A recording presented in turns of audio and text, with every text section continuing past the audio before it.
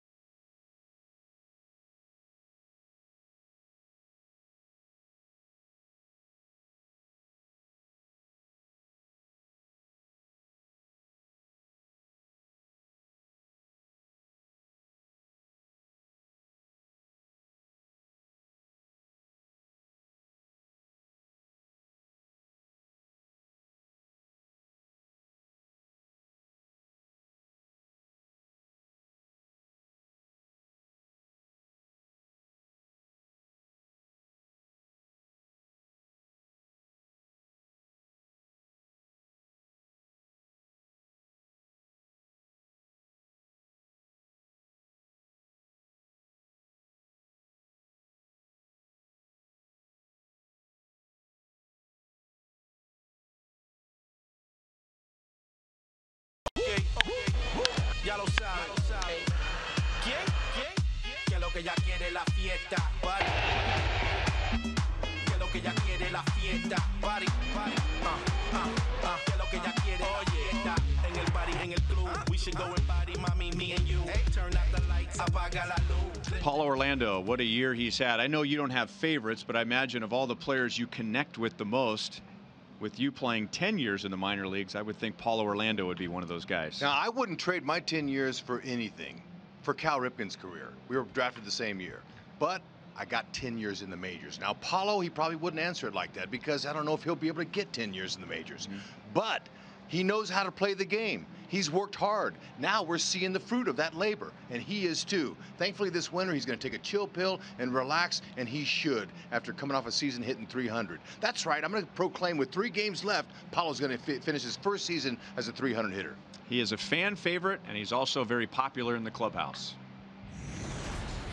He's had quite the path. You know, he's obviously spent a lot of time in the minor leagues, and when we all go home in the off season and get rested up for the next year, he's out somewhere playing winter ball. So you pull for a guy like him. He's a great teammate. He's a great guy to have in the locker room, and to see all the success he's having now on the field, it you know, it makes you feel good about a guy that you've pretty much grown throughout the whole entire system with.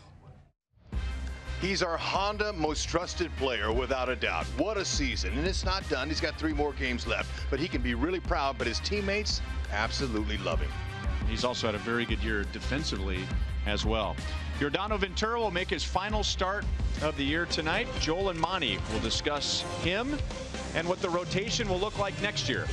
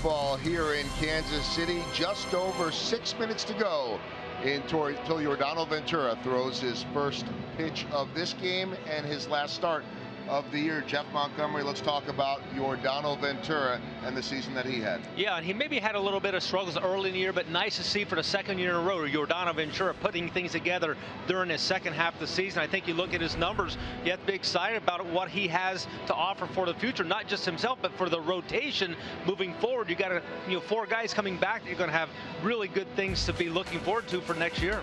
And we know Danny Duffy's turned the corner. Ian Kennedy's exactly what they expected. Jason Vargas reminded us of what he can do.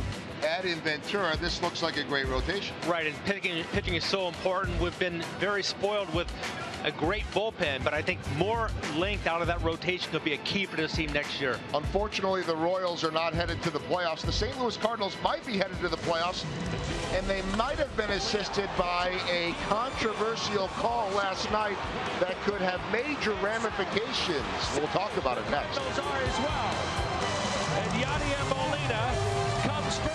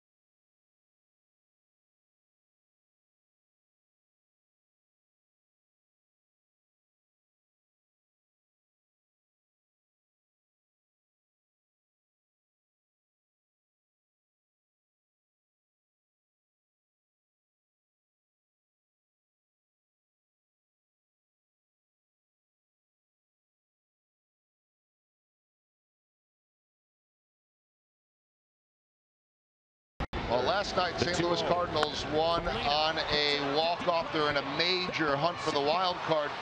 But that should have been a ground rule double. Would not have scored the run, Monty. Umpires didn't see it that way. And when the Reds went to challenge, the umpires had left. Yeah, the umpires had left, and that's a huge play. This game has huge implications on the playoffs, and Price did not get out in time. Unfortunately, umpires still not left around. To me, this may be a good example of why you change the rules a little bit. Our T-Mobile greater coverage of baseball then takes a look at the wild card race, and that's why this is so big, because St. Louis gets the win. They may or may not have won. The crew chief, who's actually here tonight, Bill Miller, to ump this game, said that at the end of the game there, the manager's got to get out there right away and say, hold on, wait a second. That didn't happen. Just wonder if there's a way to avoid this in the future. Well, the key is to get it right. They sure didn't get it right last night. That's why I think there may be some consideration on changing that particular rule. Yeah, one way or another, instant replays there to get the call right. They missed that one. Cardinals get the win. They are trying to get into the wild card. The Royals trying to finish up strong. First pitch is coming up. Ryan and Hud have the call next.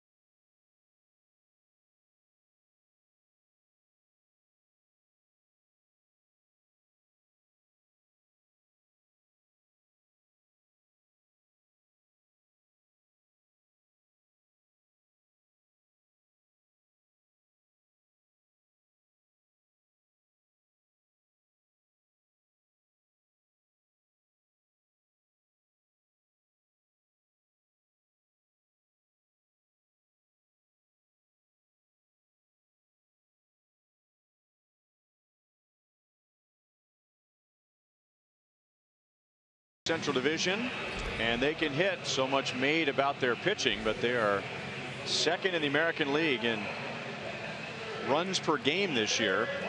And it all starts with Carlos Santana, leadoff man with a career high 34 home runs.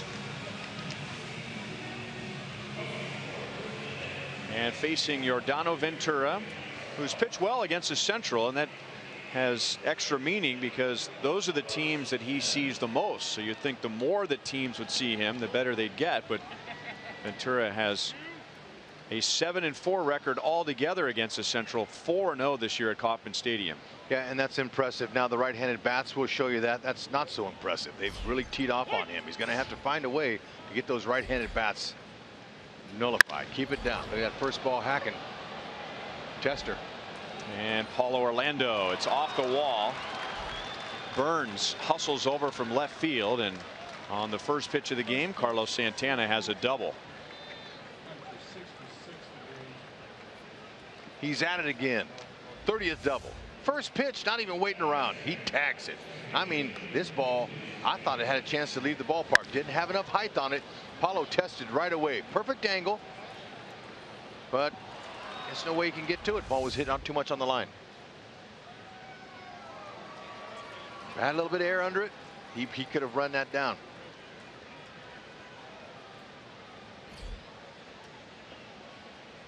Indians had a long day yesterday in Detroit. They were wrapping up a series there and had a scheduled off day as Kipnis takes a strike, or a scheduled day game, and hoping to get into Kansas City at a decent hour. But they waited for 4.5 hours in the rain until they finally called the game. And depending on what happens here in this series, if the Indians are jostling for a position for placement in the first round of the playoffs, or if the Tigers are still on the edge of a wild card spot, Cleveland might have to go from here back to Detroit for a makeup game on Monday. Off of Kipnis' ankle, and he's down 1 ball 2 strikes. That hurt. Talking with Terry Francona today, he told me that he's not real concerned about Monday. He goes, if that's the worst thing, we're gonna play a baseball game. They don't start till Thursday, so he's still going to have a couple of days to rest his players. So he's not worried about that because he can't control it anyway. So I like that. He's an experienced manager here. Don't let the things bother you and bring you down if you can't control it. Mother Nature, very difficult. Ooh, man, wow. 2-2 on Kipnis. That's just not regular chin music you're getting from just some guy that throws 90. That's close to 100. That'll open your eyes quickly.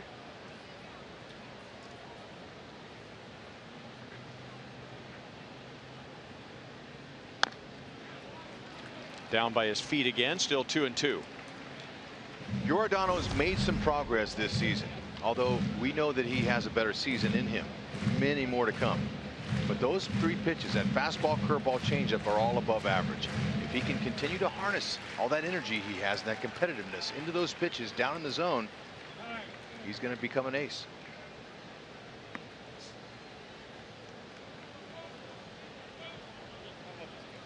Two and two count. Didn't get on the same page. When in doubt, talk it out. Kipnis going to do all he can to try to just make some contact here. Now, he'd like to be able to pull the ball to get Santana over, obviously, but when you're facing a guy with that kind of stuff, you're just going to try to be a little bit protective and a little 2-strike approach here. Breaking ball struck him out, so no advance, and that's out number 1.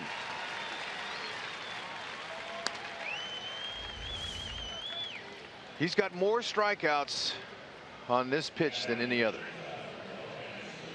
The change of the curve. 81 strikeouts, 82 now on the season with that breaker. It's a hammer. We've seen some starts with Giordano this year where he didn't have the 12-6 break. It was more of a lateral break. It had more of a slurvy curve to it, and that's when his mechanics weren't exactly right. And some nights for a pitcher, a certain pitch is going to work, and other nights it doesn't. That's just how it is. But that curveball he threw there was nice. Tough for a hitter. He comes out of that release point looking like a fastball, and then that bottom just drops right out. 1-1 on Francisco Lindor with a runner at second base. He is 0 for his last 27. That's the longest active streak in the major leagues. He is also 0 for his last 13 against the Royals, which seems impossible. Good pitch over the inside. 1 ball 2 strikes.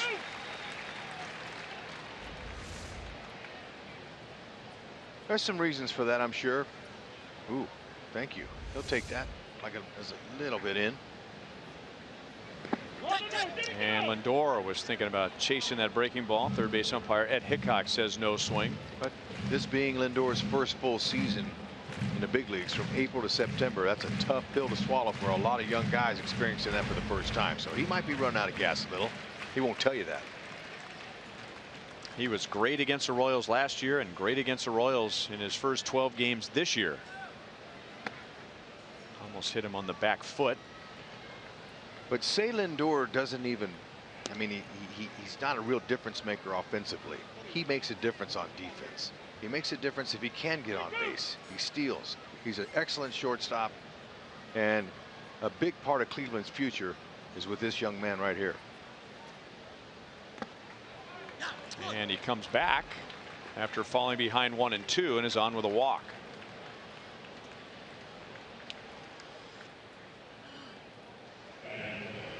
Royals defense sponsored by Ford. Where's Whitley? He's at third base. How about that? He's started 5 different positions, and he's been impressive everywhere you put him. Natural infielder, morphed into an outfielder, and has used his range and done a good job wherever they put him. The other two rookies to play in at least 5 positions, Shane Halter and one of the original Royals, Bob Oliver, whose son Darren had a long career as a left-hand reliever. I'll say, how about that? He had a really good career. Mike Napoli, low batting average, but career highs in just about everything else. He's had better swings. Look, that changeup fastball combination, Rhino, it'd make you and I look like that too. That's pretty tough. Changeup at 88, fastball at 98. Very good difference in speed variation there. Enough to get the job done and get him off balance. 99 with that fastball. Napoli with career highs in games, at bats, runs scored, home runs, RBIs, hits, and strikeouts. 191, which is an Indians record.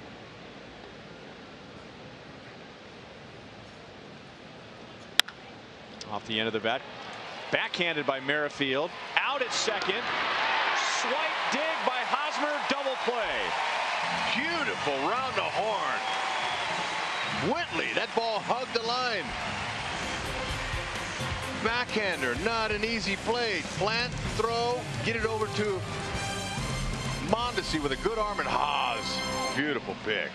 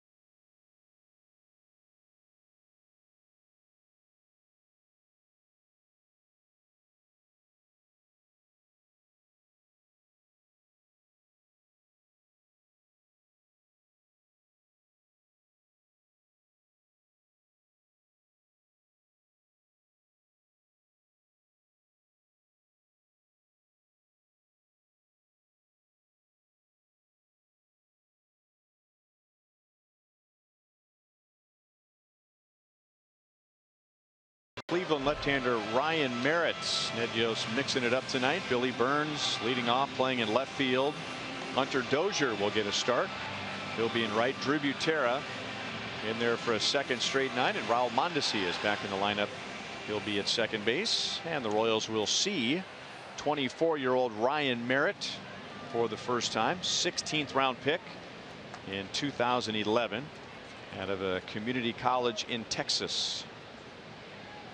First major league start, which was supposed to be yesterday in that day game in Detroit, but that was washed out, so it was pushed to tonight. Nothing worse. Think about the kid's emotions yesterday. Making his first big league start. It's raining. Even a position player has a little bit of butterflies, waiting. Are we going to get this game in? Or are we not? That poor kid, his nerves probably went crazy yesterday. 1-1 on Billy Burns. He had one plate appearance in the Minnesota series, and it was an important one, a walk-off sac fly in the 11th inning on Tuesday. Down in the count, 1 ball, 2 strikes. Royals with their Friday night uniforms for the last time this year. Beautiful gold trim. Off the end of the bat. Well, he avoided the strikeout. He put the ball in play. And he's on to begin the bottom of the first. And that's what Billy Burns does. He's a slap type hitter from both sides of the plate, wanting to put the ball in play. That's all. He's not. It's a changeup, and he had him off balance, and it was well placed, but threw that ball and right off the end of the bat. And I don't have to tell you, that bat split. It didn't break. It split like it did hit with an axe. Split right down the middle, and that bat died a hero.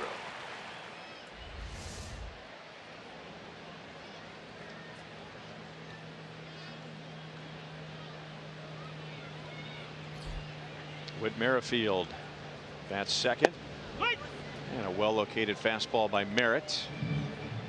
Whit had the game-tying single in the 7th inning last night on an 0-2 pitch.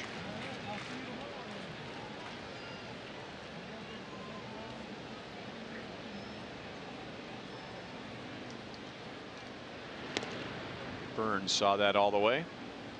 Merritt was looking right at him, and I guarantee you that's not his best move. His best move probably is when he looks home and then goes over. Fastball, cutter, changeup, curve, not overpowering. He'll go about 88 miles an hour on the average. Burns started to go, then he stopped. And Santana dropped the ball, but he had presented a roadblock for Merrifield. So if Whit had been able to keep running, he would have been safe, but he had to stop because Santana was right in front of him. But the bunt gets Burns to second base with 1 out. It was well placed. Good touch right here. Yeah, almost. Now, the rules don't state you have to stop. You don't have to, but you know that it looked like Santana blocked his running path. He could have avoided him a little bit, or kept running and ran over him if he wanted to. Those were his choices. And I say go for a head-to-head collision. Yeah. I mean, it's football season. Let's go. Yeah, take him out. Well, shoulder to the neck. Let's go. My style of play doesn't play anymore, Rhino, but I would have ran him over right there. but look, it's a different game now. Inside to Eric Hosmer. Eric drove in 3 in the Minnesota series. Also belted his 25th home run of the year.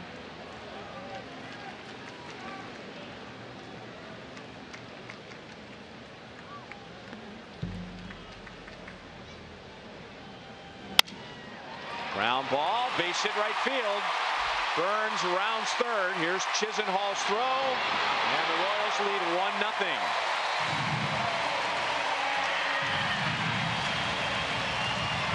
And Eric Hosmer has driven in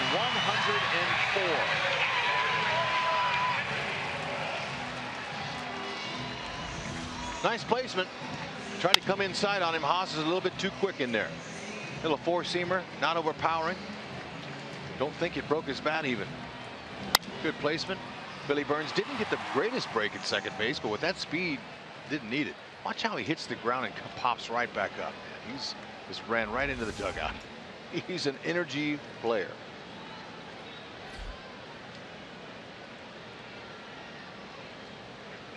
And now Kendrys Morales. He came out of the game early last night with some flu-like symptoms. And Ned Yost joked before the game that he got a flu shot earlier this week and got a little bit of the flu from the flu shot. Yeah, that happens. Yep. And he's not one to come out of a game.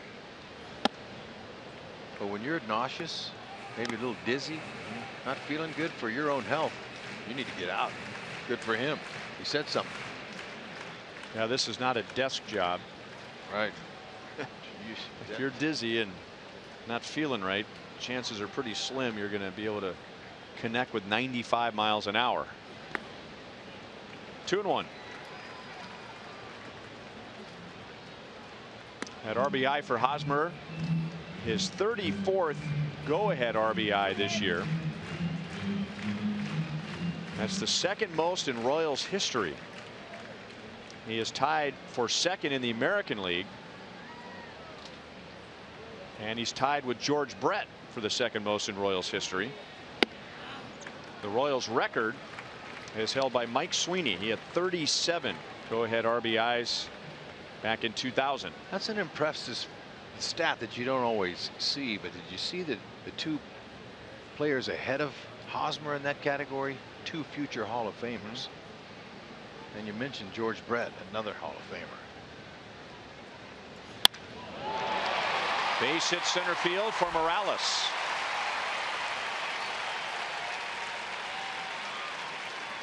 Three of the first 4 hitters have base hits against Ryan Merritt. Fastball right down the middle, and that ball knuckled. Look at the knuckleball he hit. See that? He off of his bat, that ball knuckled out there, and I could tell by the way it was hit and how it moved that it was a knuckler. And you can't square up a ball any better. 109 hit speed off the bat.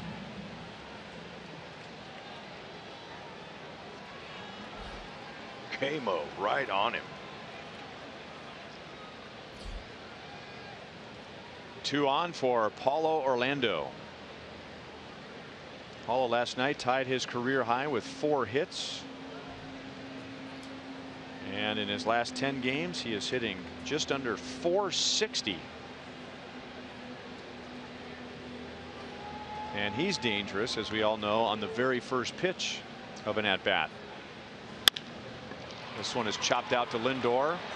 Didn't give Kipnis a great feed, but Kipnis still able to turn the double play. So both teams get a double play in the first inning. The Royals get a run. Billy Burns with a split bat singles. And after a bunt to second base, Eric Hosmer gets him home.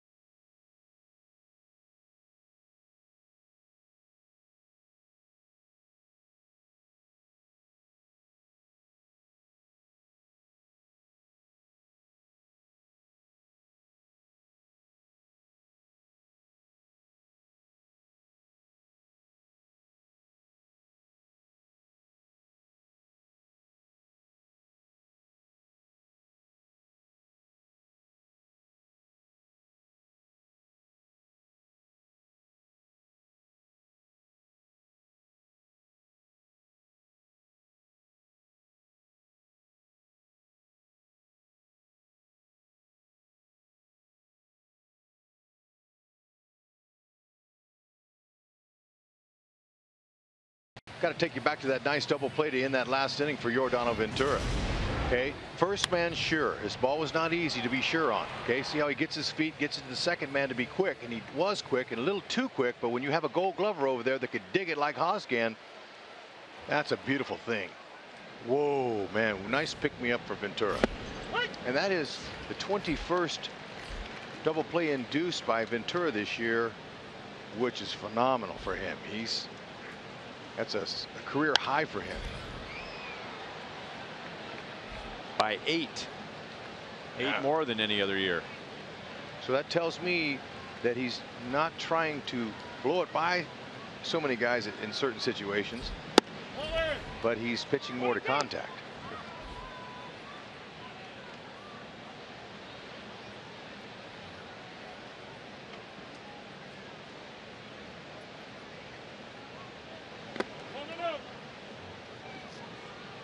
Two and one on Jose Ramirez. He's had a career year when the Indians needed a career year from him. Going through a little slump at the moment. Ventura to the bag, and now Ramirez is 0 for his last 12. Ventura looks like he's honoring 2 deceased young major league players on that side of his cap. Jose Fernandez, number 16. And on the other side, I believe that's Oscar Taveras, whom he honored in the World Series 2 years ago in Game 6, number 18, who died right before. Well, actually, we found out he had passed away during Game 5 of the World Series in San Francisco. Giordano, close friend of Taveras, took the mound in Game 6 here at Kauffman Stadium with those initials on his cap and threw 7 scoreless innings to get us to Game 7. Anything to motivate you, you use.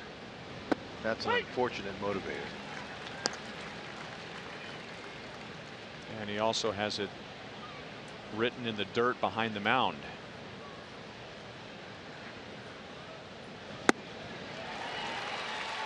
Second strikeout with his breaking ball. Chisenhall is done on 3 pitches, 2 down.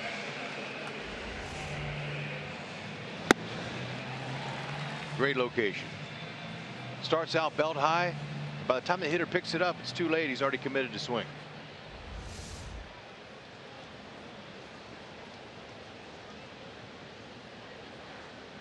And he is just ready to go, just standing on the mound waiting for Rajai Davis to get settled in. So Ventura looks extremely focused tonight. 12 home runs for Davis. The Indians got him for his speed, but he's given them some power. That's a career high for him. He had never hit more than 8 in his career. And Davis also leads the league in stolen bases. Just outside.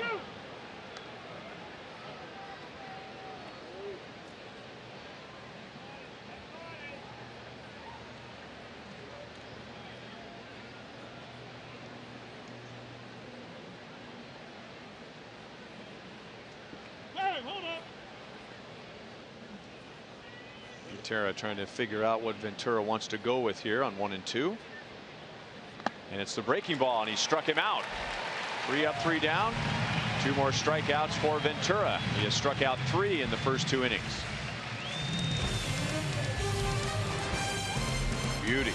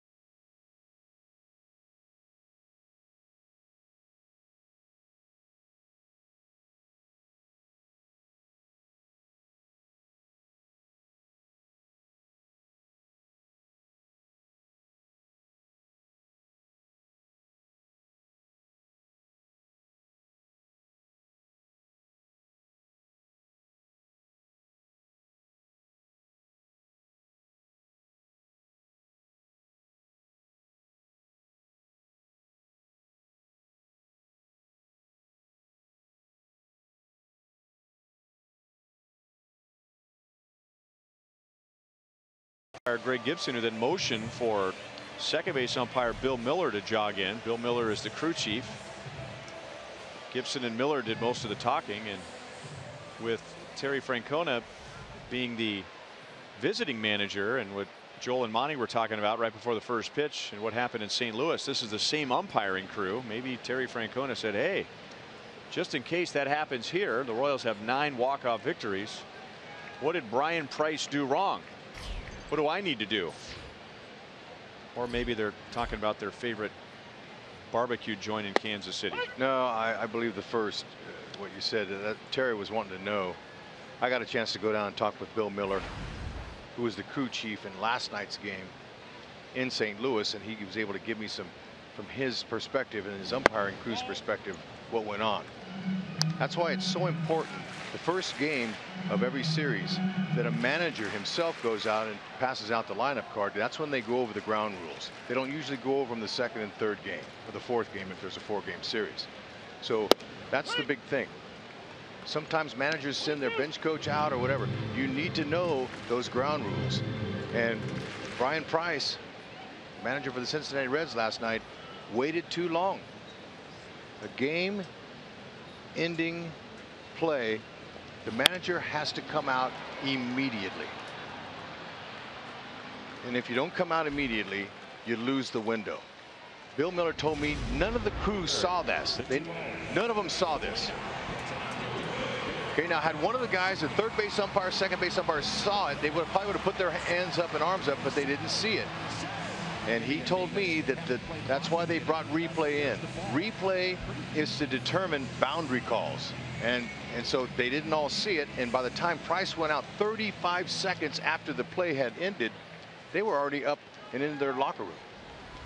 So it was too late. So he's probably telling Terry, look, if something like that happens at the end of the game, you got to come out immediately if they don't see it. Well, Bill Miller, it was not this umpiring crew. Only Bill Miller was there last night, so Terry Francona might have been assuming what I was assuming and went out to ask Greg Gibson and say what happened last night, and Greg Gibson may have said I wasn't there. We're going to have to bring in Bill Miller to talk about it. Well, and the thing is, the reason Bill Miller left his crew is because they went on to Milwaukee and they did a game that doesn't have any impact. This one does. So they didn't want to have a AAA umpire in here umpiring these games in case, you know, something happened. They wanted to have a full veteran crew. That's why he joined this crew. 2-1 on Hunter Dozier. Off the end of the bat and right to Merritt. 2 down. Eric Hosmer drove in Billy Burns in the bottom of the first inning for the 1-0 lead. But also that outfield wall in St. Louis is very deceptive, because when you see that play from the home plate camera out there, the ball bounces, it looks like it just hits off the wall. Probably hit 2 feet above the original home run wall line. But there's only like 18 inches between the out of bounds wall and the regular in play wall. So it's very deceiving. That's why it's so tough. And none of them saw that. I wonder, did the Cincinnati left fielder know the ground rules? Probably not. Because why wasn't he waving his arms and yelling at his dugout? And maybe he was, because he was the closest to it. He was concentrating on getting to the play and getting to the ball, and like I said, there's only 18 inches. So maybe from his view, and he's a rookie. I don't remember his name, the left fielder, but he's a rookie, young player. Well, I mean, a high schooler knows. High schooler knows if it goes over the wall or not. I mean, yeah. I mean, maybe he didn't know the ground rules. Adam Duvall was out there. Butera into deep center field, run down by Naquin. So now that we have that figured out, we'll go to the 3rd inning, 1-0 Royals.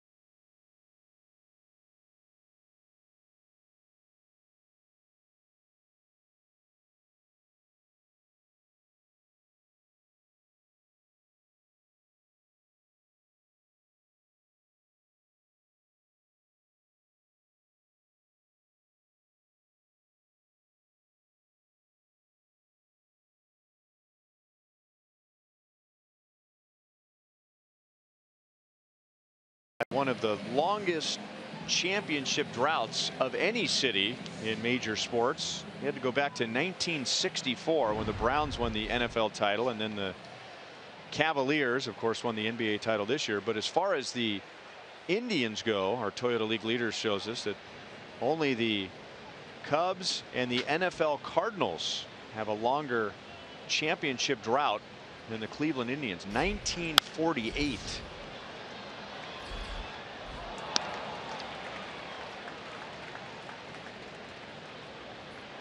Terry Francona put an end to one of the longest droughts in Major League history when he was managing the Boston Red Sox. And they won in 2004. That's right. He'll never be forgotten in Boston, Terry Francona. And several of those players. Good swing. Tyler Naquin goes the other way.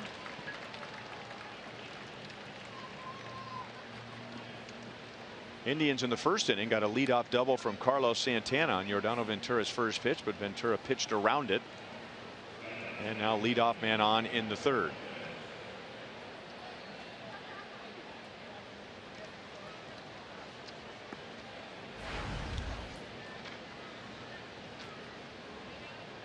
And now catcher Roberto Perez.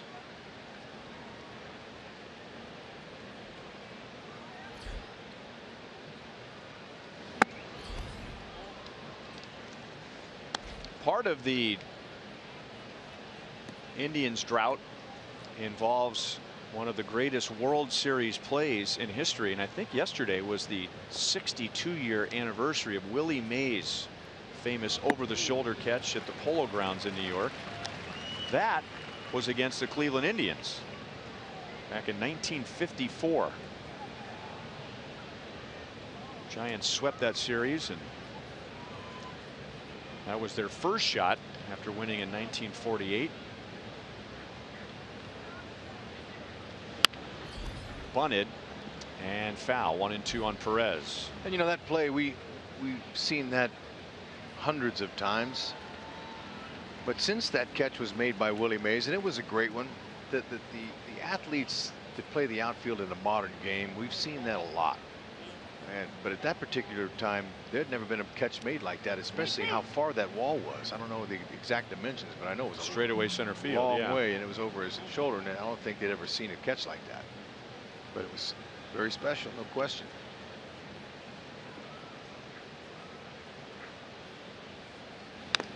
Fouled away by Perez, and I've heard that too, that the catch was impressive.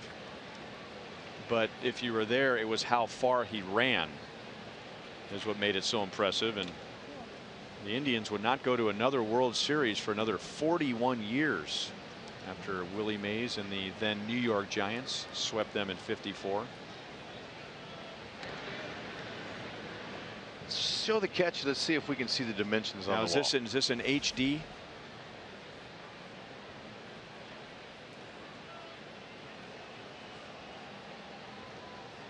It was estimated that he caught the ball at about 425 feet from home plate. So Kauffman Stadium, which has one of the biggest outfields, it's 410. So let's say he starts where Paulo Orlando is right now. Not only does he go to the wall, he goes another 15 feet past the wall. That was a long ways. But you know, good job, guys in the truck, our crew, listening to us. Sammy, good job pulling that up for us.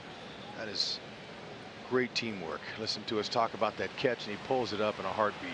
Way to go. What is he right there, about 35 feet from the center field wall? Maybe further than that. So maybe 50 feet from where he is right now. Yep. Still 3-2 on Roberto Perez. Okay, dead center field at the Polo Grounds, 455 feet. Yeah. That's a big center field. But this tells you about the speed of Willie Mays.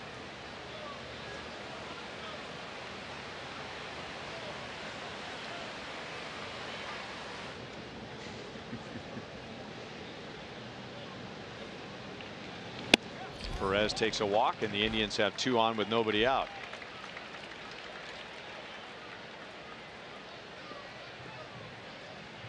And now Santana, who doubled on Ventura's first pitch, just missed a home run. Sure did. Great swing. Knew it was coming. But even though you know a fastball's coming, there's no guarantee you can hit the ball like that. Great swing. Our Kubota Power Stats for tonight. Go back 5 years, and Carlos Santana has the most home runs, the most RBIs, and the most walks of any player against the Royals. So Ventura starts him off with a breaking ball this time. 1 ball, no strikes.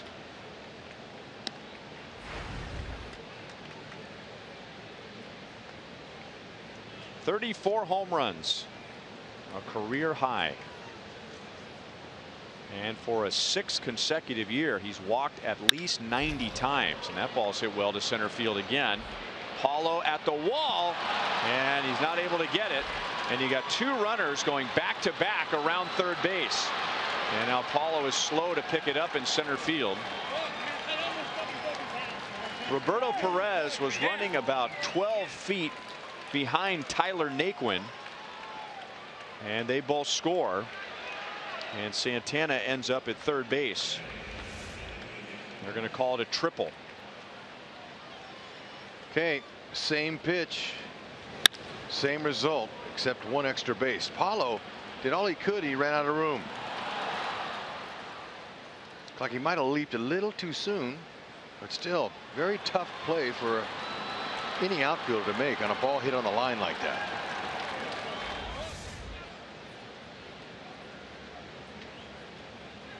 So he has a double and a triple in his first 2 at-bats, and now the infield comes in halfway for Kipnis, and he takes a fastball for a strike. I don't know if I'm going to throw Santana any more fastballs.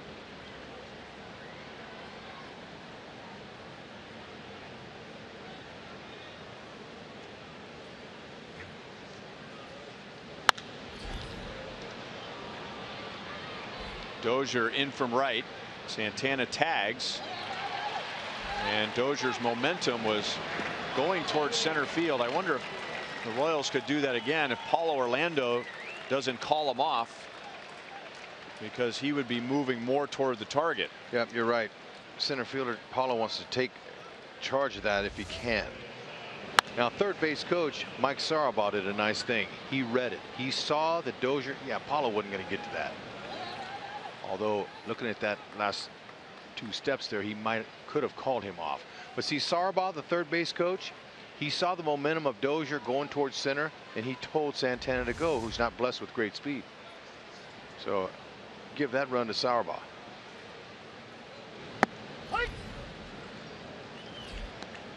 Now strike 2, Francisco Lindor. So a 3-run 3rd inning for Cleveland.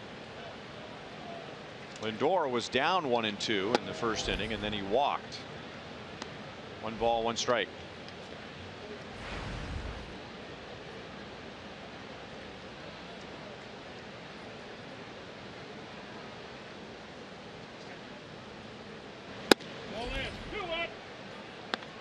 Two and 1.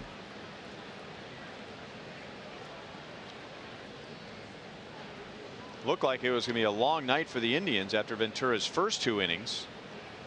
He struck out 3. And that's hit well to right field. And Dozier is going to have to play it off the wall. And Francisco Lindor puts an end to an 0 for 27. And that's cause for celebration. He had also been 0 for his last 13 against the Royals. And his teammates are just as thrilled. And that makes him 5 for 10 off of Ventura in his career. Fastball right down the middle. He busted it.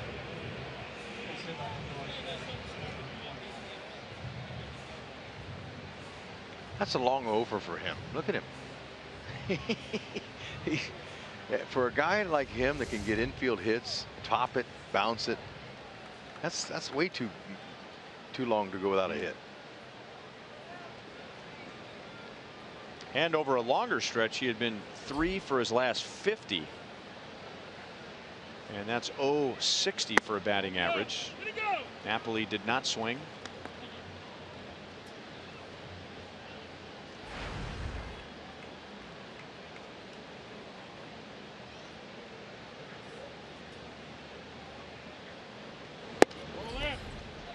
2 balls and no strikes.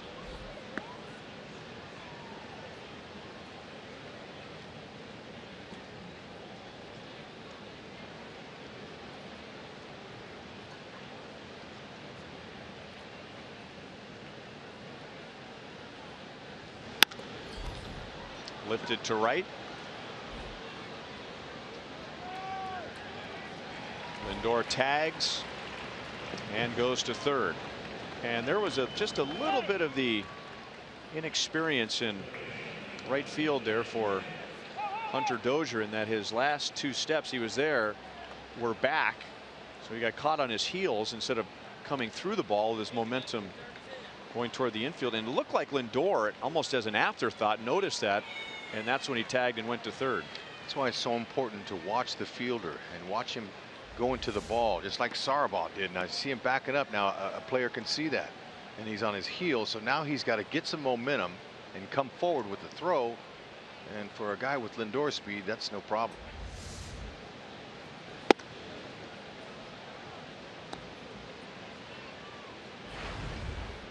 Ramirez grounded out to first in the 2nd inning. I can tell you, going from the infield to the outfield is not easy. Okay, now it's a lot harder if you're an outfielder trying to come to the infield. Tester coming now. Royals are going to let it roll, and it is just foul. Great judgment by Merrifield. Nothing you can do about that. Ramirez, good speed. You're not going to throw him out. Let it hit that lip of that grass and kick left. And then grab it.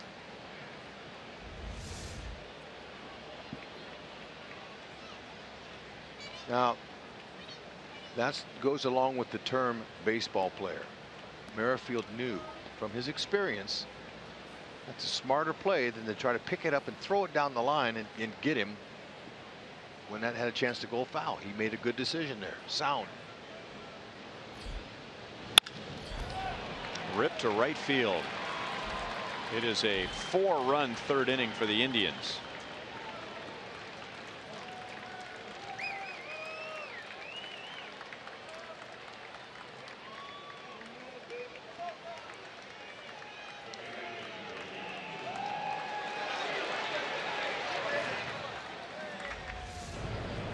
Cleveland Indians can hit. They've been doing it all year to the Royals.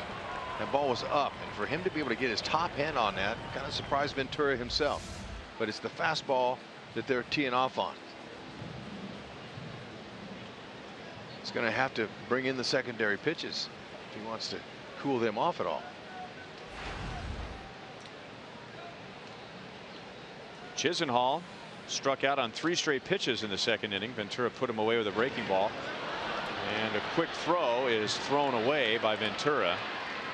And Ramirez is into second base.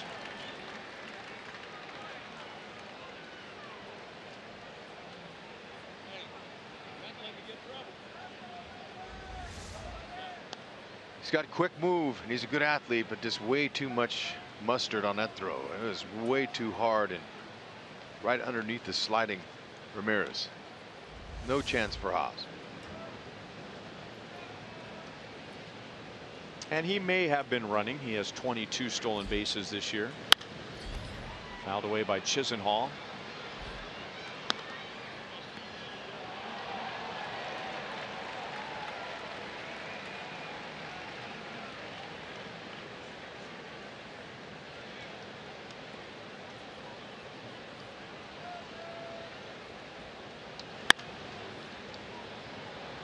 Billy Burns to the line and makes a catch right on the line. They'll call it a foul ball catch, and that ends the inning.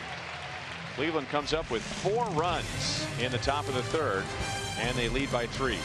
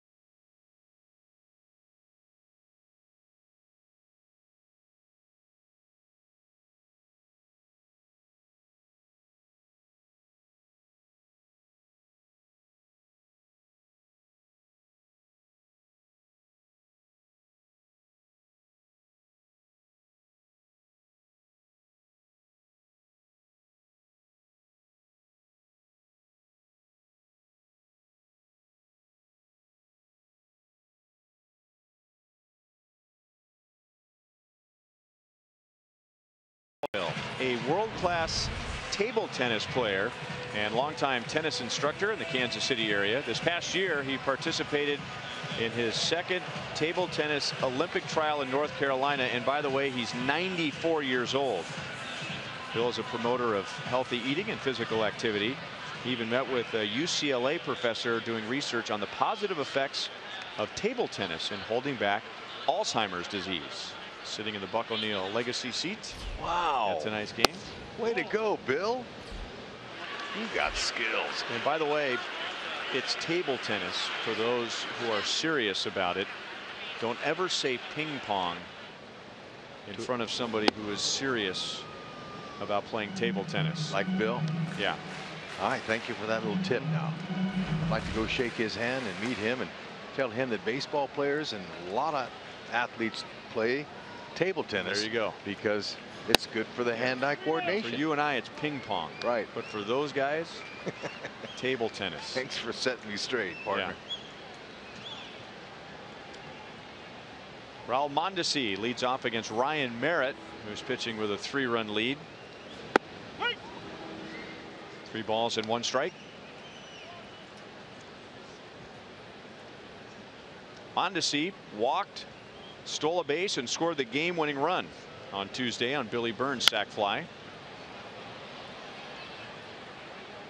That was his only plate appearance of the series. He had come on as a defensive replacement in the 9th inning and then helped the Royals win it in the 11th. Mondesi, Burns, and Merrifield.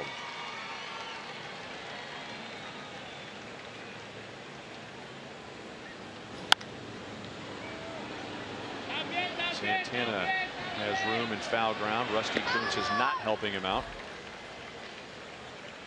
1 down. Fans, join us for the last regular season game this Sunday for Family Day Sunday as the Royals close with the season with the Cleveland Indians. Plus, all the fans in attendance will receive a 2017 early bird schedule and Royals team photo presented by Pitcraft Printing. Purchase your tickets now at Royals.com by calling 1-800-6-ROYALS.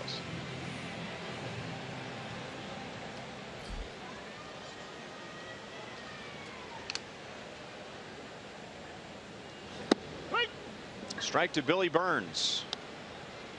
Batting leadoff for the Royals tonight. And in the first inning, he led off with a single, and Eric Hosmer got him home.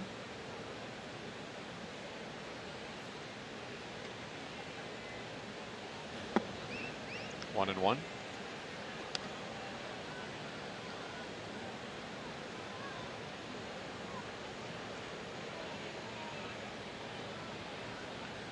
First time you've seen a pitcher, you want to see some pitches if you can.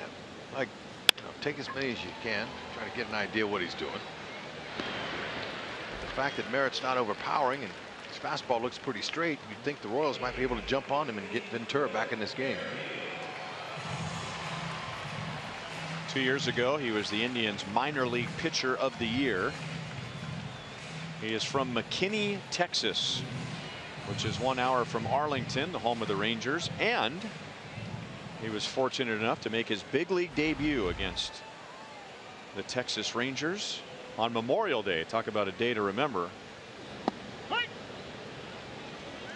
An 8-pitch scoreless inning in his big league debut against the team he rooted for as a kid. Witt dropped down a sac bunt, helping set up the Royals' run in the first inning. Was that in Arlington? I believe it was in Cleveland. Little less pressure.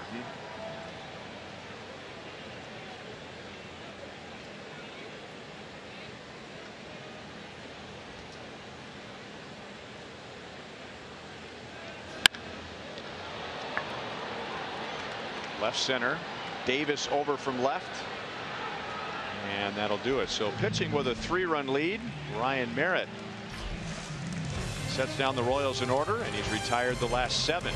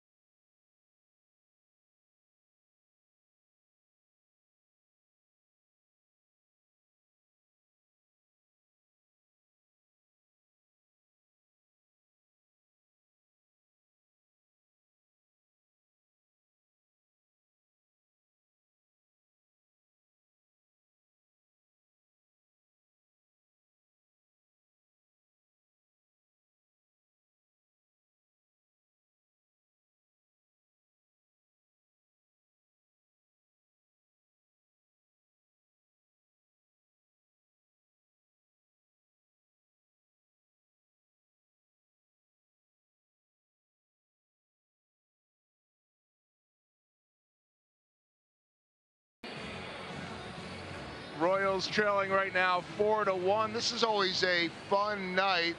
Last Friday, home game of the year, because it is Futures Night, which means all of the pitcher and players of the year at each level were honored before the game. Joel Goldberg back in the George Brett suite, and we've got a couple of them right now. Maybris Viloria was a catcher that had an incredible year this season.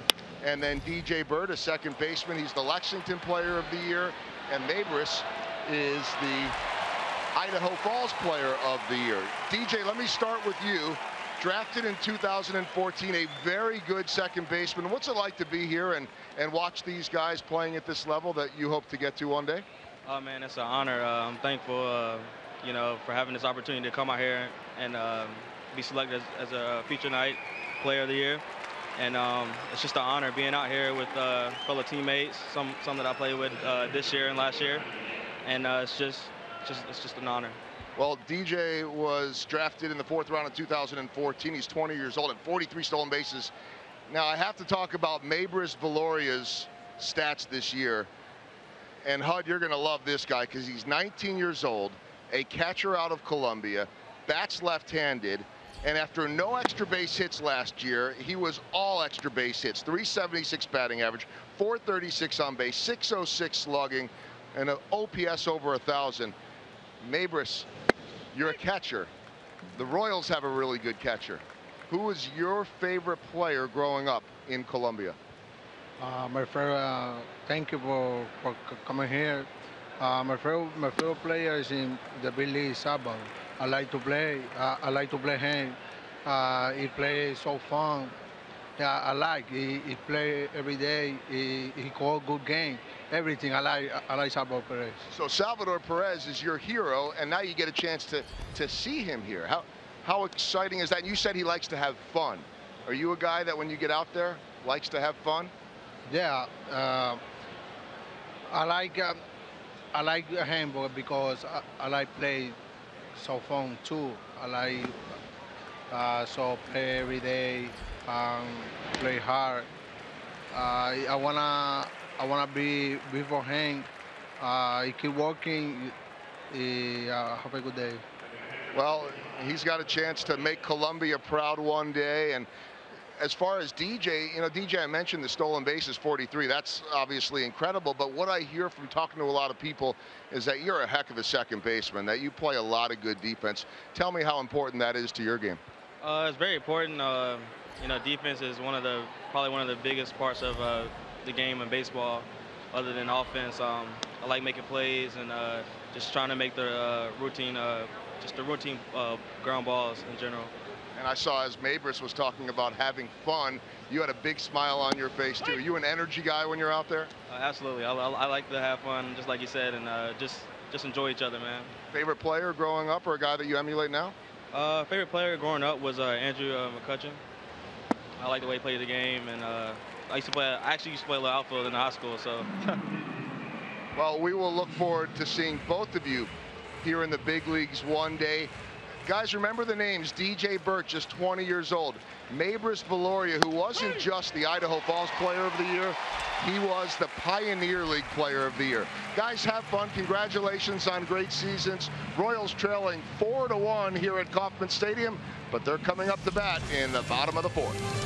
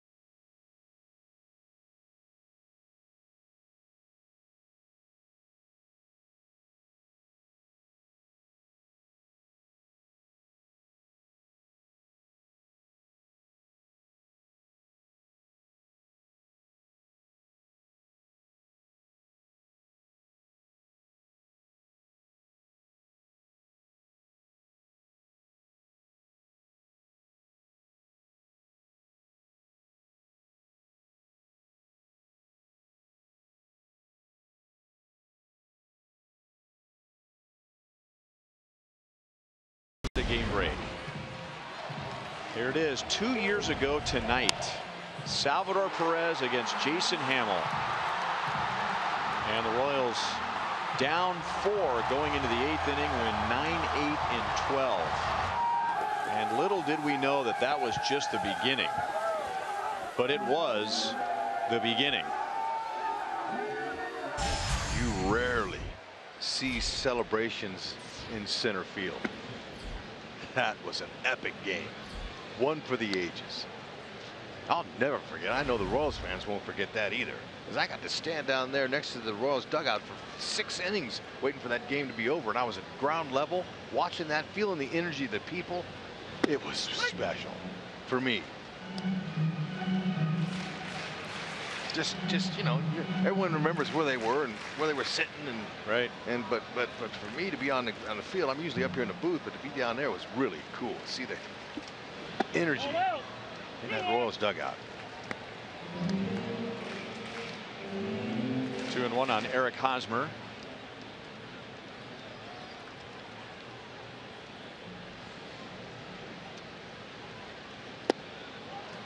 Two balls, 2 strikes.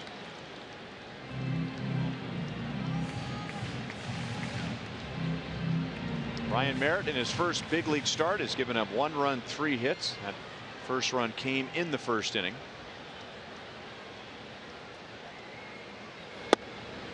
Hosmer is down on strikes, and that's Merritt's first strikeout tonight.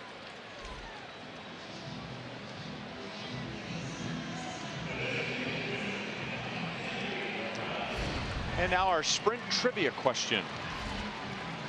Name the 7 Royals to steal a base in that wild card game against Oakland.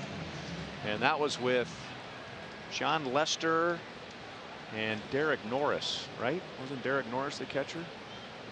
Or was it Giovanni Soto? I've already forgotten. Both of them were in the game. So there you go. That was a major league record, by the way, for a postseason game. As Morales flies out to center field. 7 stolen bases in a postseason game. Yeah, but you got to credit Rusty Kuntz once again, as John Lester doesn't like to throw to first base at all. Not comfortable throwing over there. So like didn't do it one time that whole year. Right. So Rusty told the guys, even Billy Butler, who's one of the answers to the question, said, hey, look, you guys just get a big lead and go. Don't even worry about him throwing over. He's not going to throw over. That was just a guess that Billy was one of them. Billy stole a base in the division series. Not in that game? No. Yeah, I'm pretty sure his stolen base was in the division series. Well, let's begin with the 2 guys we just saw on your living room screen. Terrence Gore and Jarrod Dyson. They would have stole off anybody.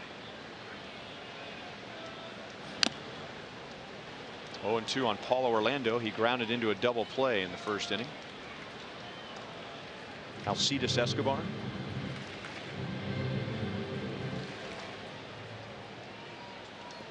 Hosmer. Wow, I'm 0 for 2. No Hosmer. I'm going to shut it down, let you carry it again. Wow.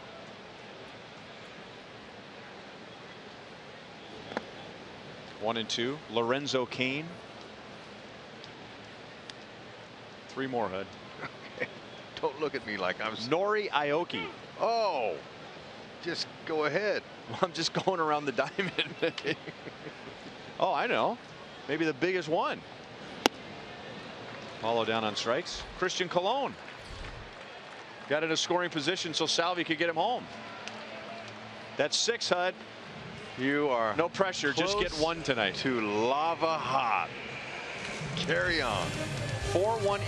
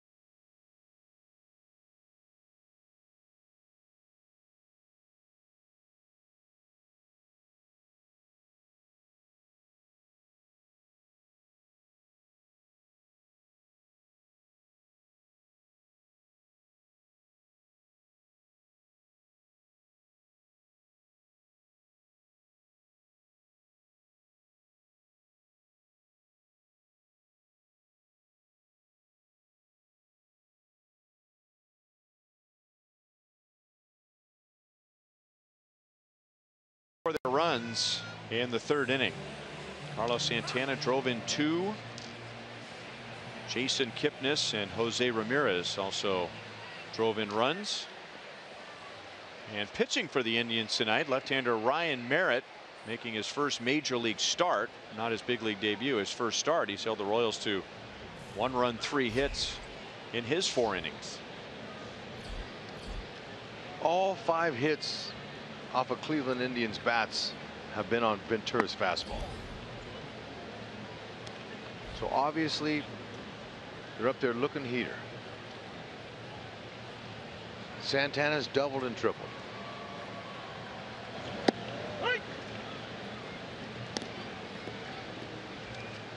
Double was on the very first pitch thrown by Ventura. Midway up the wall in center.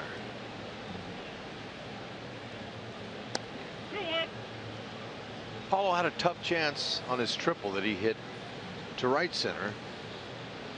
Jumped a little too soon, but still a good effort.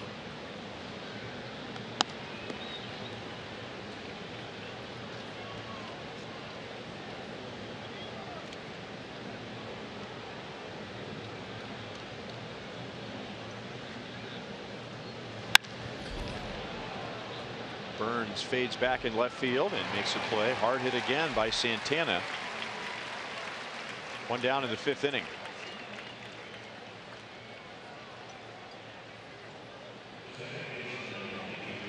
Third time through the order for the Indians. Jason Kipnis with 1 out. Ventura struck him out in the 1st inning, and then Kipnis hit a sac fly in the 3rd.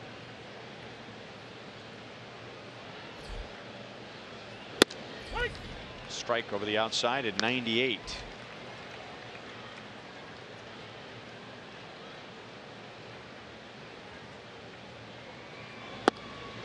And now a breaking ball makes it 0-2. Kipnis not so sure.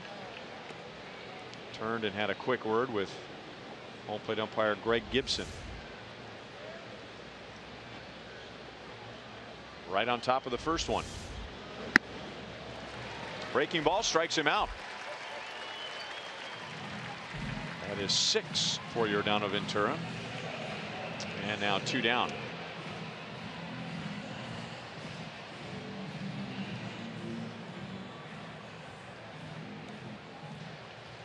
Curveball's unhittable tonight, as long as he keeps it right at the belt and then falls out in the ground. But if he leaves it up like around shoulder height, that's a hittable pitch.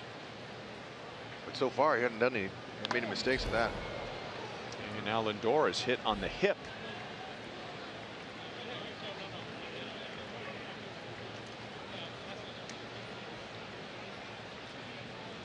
And now Lindor and Butera having a little chat as to whether Ventura did that on purpose.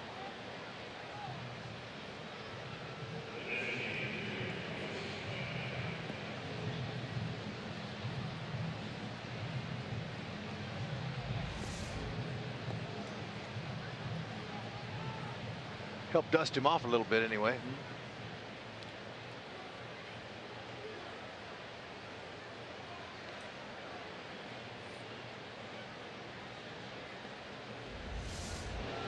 And now Ventura throws it 100 miles an hour over to Hosmer, trying to pick off Lindor. And think about how hard that is for Haas to try to focus on catching and tagging when Ventura's throwing that ball 90 plus.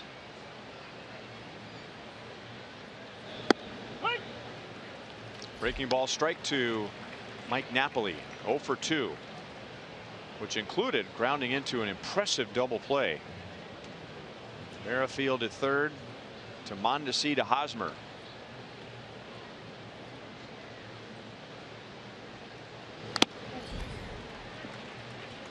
That got home plate umpire Greg Gibson. Well, you know, we didn't get a chance to comment on Joel's great interview with those young future major leaguers and Maybris Viloria and DJ Burt. And I was impressed with Maybris Viloria at 19 years old from a different country, speaking English and doing a great job. That was impressive. And we so look forward to seeing those guys in a Royals uniform up here. Great interview by Joel. Got him. And Ventura pumps his right fist to the Royals dugout. The Indians want to take another look at it. Oh man, well, when he does put that ball on the mark, it's easy for Haas. He's look at Haas bracing. All he's got to do is just catch it, put it on him. Or maybe that fist was pointed toward Lindor. Could that have something to do with Lindor's celebration when he snapped the 0 for 27 in the third inning? It's possible, but we won't know.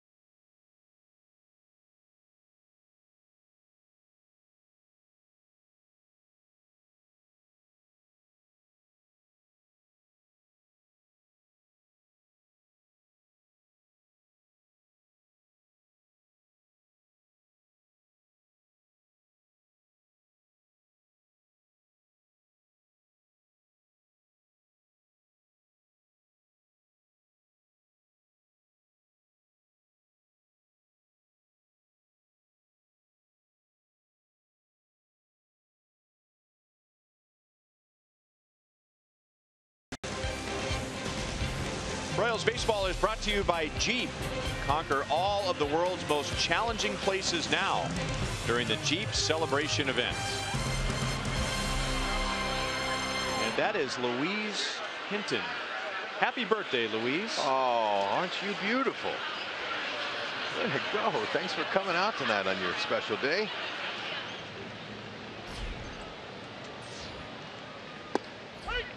Breaking ball strike.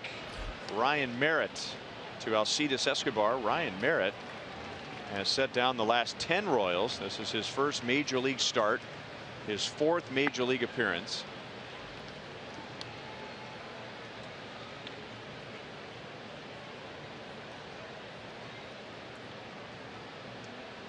It's been impressive. You guys let the Royals, after that first run in the first inning, he's keeping them off balance. And a soft tossing lefty that's not overpowering like him can do equal his job as a guy who can throw 95 as long as he's keeping them off balance. Look at the fastball, placing it right, changeup spin on the outside corner. Haven't seen a lot of cutters and not too many curves. He's mainly going fastball, changeup.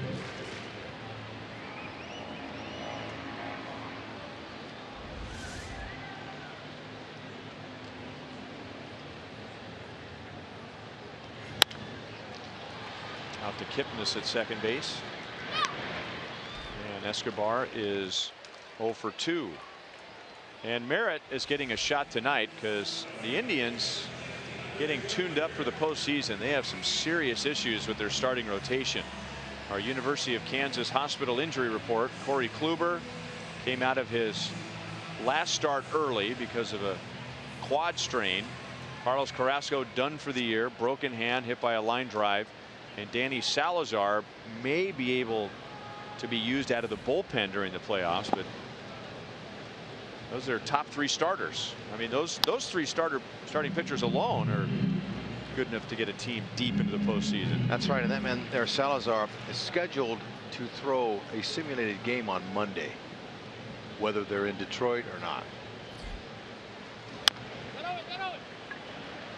the end of the bat and foul. Terry Francona before the game today was saying that everything, all the starters for the postseason, all hinges on Corey Kluber if he's able to go. They won't know anything unless they find out how Kluber's going to be. Then he'll set his rotation. Rest of the rotation has an ERA just under 5. And one of them to the left of Salazar, Trevor Bauer.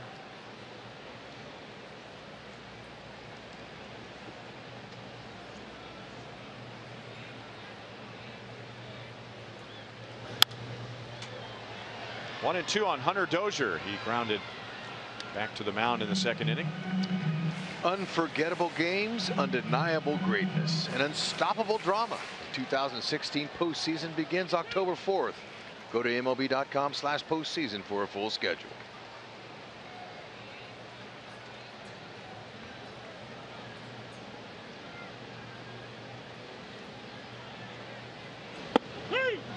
Over the inside corner. 12 in a row set down by Ryan Merritt. And that is his 3rd strikeout. Let's see if this ball cut at all. Yeah, there's his cutter. Beauty. Let's see it there on the replay. Just a little bit of finger pressure on that middle finger on his left hand. Gives that ball that little extra cut in on the righty.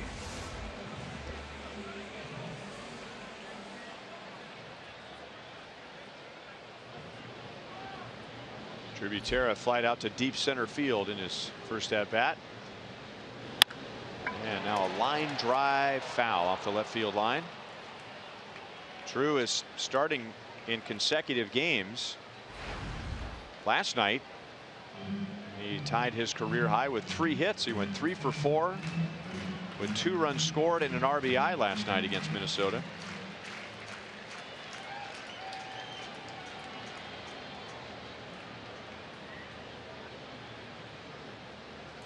Unidentified flying object out in front of his eyes. Maybe a cobweb or something floating down. Doesn't take much to distract you when you're trying to pick up that rotation and you're seeing something out of the corner of your eye or something moving in there. That's when you step out and do just like Drew did. Could be an eyelash sometime. Floating out in front of him like that? No, but it's in your vision. You see it.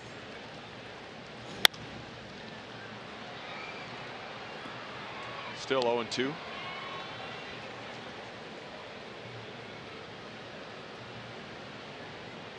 Okay, he's fouled one down the left field line, and Butera's fouled one down the right field line. So how about splitting the difference right here up the middle? Fastball at 88, 1-2. It's a good spot when you're ahead in the count, 0-2. Put that ball up there around the letters and then come back with a changeup or a breaking ball. Stay firm.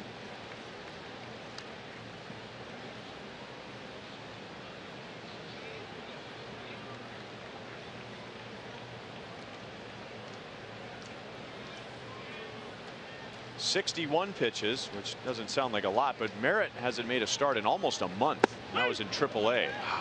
But he has set down the last 13 Royals. What the heck, man? This guy's all of a sudden flipped the switch when he got the lead. Good pitch.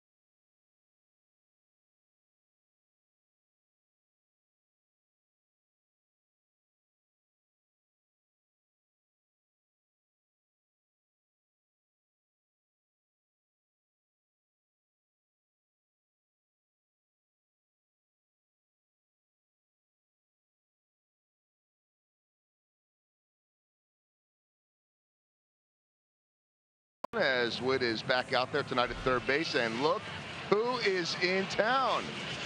It is their grandfather, Bill Merrifield. Uh-oh, he just caught himself on camera. He would rather just stay anonymous. And I will admit to you guys that other than maybe the Craig Sager interview that I had the chance to do earlier in the year, my second favorite in-game interview was with Bill Merrifield Sr., Witt's grandfather, or as Witt and his siblings call him, Papa. Now, as you'll remember, he talked about driving all over the country. He doesn't fly, and he drives everywhere. And he became kind of a cult hero here in Kansas City. We haven't seen him for a while, and so I saw him after the game yesterday, and he said to me, I traded in my 2016 last Thursday and got a brand new 2017 vehicle. It already has 3,000 miles on it. So yes, he drove from North Carolina, went to visit family in Illinois, and then he came here to Kansas City, and they say they don't know when he'll go back home. It could be in the middle of this game, it could be the end of the weekend. That's just the way he rolls. Here's the kicker to the story, guys. I don't know if you remember that the first piece of fan mail that Witt received, which came shortly after that, was not addressed to Witt. It was addressed to Witt's grandfather. Well, Witt finally gave that letter unopened to his grandfather, Bill, yesterday. He opened it up, and it was a nice letter. Included in there was a $20 gift card to a gas station. But Witt and his sister Cosner, they tell me, knowing our Papa, he's too proud. He'll never use it. Here's a leadoff walk to Mike Napoli. Here's Cosner. And how about Cosner getting a chance to grill her brother during the pregame show? Yeah. Well, you guys, you know, she is a reporter and producer at NASCAR.com doing a lot of online stuff. And so she's going to be a great reporter in this business of ours. And we thought, you know what? Who better to interview Witt than Cosner? And their mom, Kissy, provided all of those pictures. Kissy, by the way, and their youngest, Height, who is a baseball and football star in high school. They'll be here tomorrow. Height right now already has an interception in his high school football game. But how about Witt answering his sister's question about who's the favorite? And there's his sister sitting right there with him. His sister that's 3 years younger. And Witt chooses his 11-year younger brother, Height. So you got some good sibling rivalry, but some great questions, too, from Cosner to her brother. And they're honest. Napoli goes to third on the Ramirez double. He's 2 out of 3. And with the Royals down 4-1 in the 6th inning, the Indians have runners at second and third and nobody out. But I tell you what, I didn't see this coming the way Ventura looked in the first 2 innings. I didn't either. Now, that was the first hit off of his breaking ball. Excellent swing. Ramirez, that young man's a difference maker, and he could be their team MVP. 46 doubles. Yeah.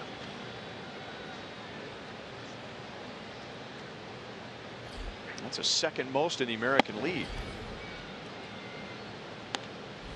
Let's see, what was his career high before this year? Jose Ramirez career high in doubles before this year was 14. Now he has 46. 2-0 on Chisenhall. Dave Holtzman said Big Papi leads the American League in doubles. Can you believe that? 48. It ain't too many leg doubles. That's right. 2-1 on Chisenhall. Now this year, of course, there are a lot more games than last year, but still the batting average, and not just getting more hits, but he's driven in 76. You know, and it's not so much those overall numbers, really, is the fact that he's played a lot of different positions for Francona, and it's the timely clutch hits he's gotten. He's hitting .353 with runners in scoring position, tops on his team. Really a clutch hitter for them. 3 balls, 2 strikes. And they needed him to step up. Michael Brantley was out with a shoulder injury. Abraham Almonte was suspended in spring training. And they picked up the veteran Marlon Byrd. He was suspended. So there were some big holes. Giovanni Urshela, remember him last year? Yep. Taking over at third base. Second half of the season. He wasn't ready to continue this year as the Indians' third baseman. So Ramirez is filled in that position. Changeup. Chisenhall strikes out. And that's Ventura's 7th.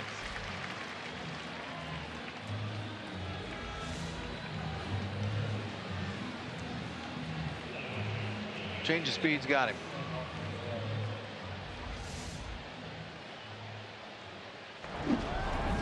Just like we promised you earlier in the game, or a reminder as you enjoy a cold one, look forward to Miller Time later in tonight's game, brought to you by Miller Lite. That's a swing. Mike Estabrook is the first base umpire. 0-1 on Rajai Davis. He is struck out and grounded to third. And that was a nifty little defensive play. Whit Merrifield throwing from his backside across the diamond, and Eric Hosmer handling a tough hop while crossing the baseline to receive the throw and keeping his foot on the bag.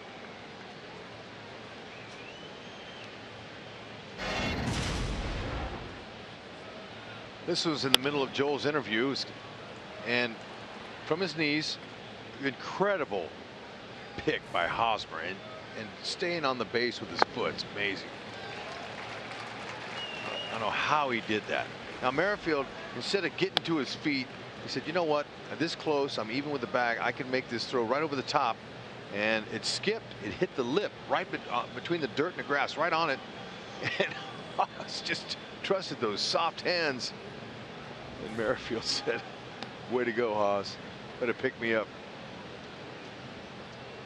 See how that ball shot up on Haas? I didn't even see it until that replay there. Made it even more difficult.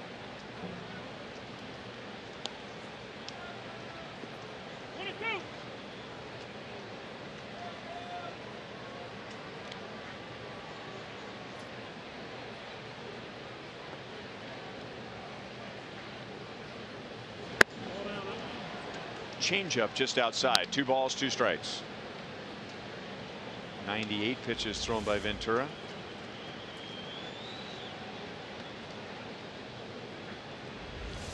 Drew doing a nice job of trying to make that look good. Good pitch there, good location. This Hispanic Heritage Month, MLB and the Royals are celebrating the many ways Latinos put an accent on baseball. Share how you put an accent on the game with the hashtag Ponle Acento.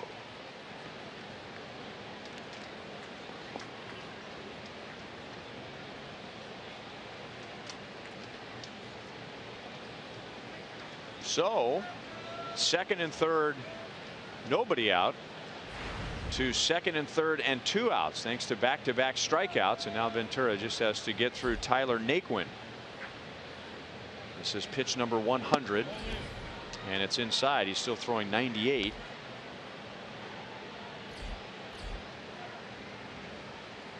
The 27 pitch inning was the 4-run third for the Indians.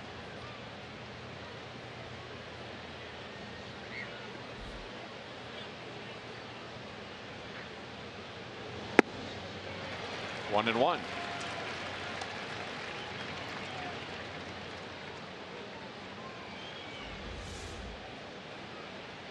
See how he stays on top of that breaking ball, goes straight down. Only way you hit it is if he makes a mistake with it and hangs it. That ball hit the ground first. Was that or that might have didn't hit his glove. I think it hit the ground. Too bad he didn't follow through. He could have got a base hit. Little Vladimir Guerrero.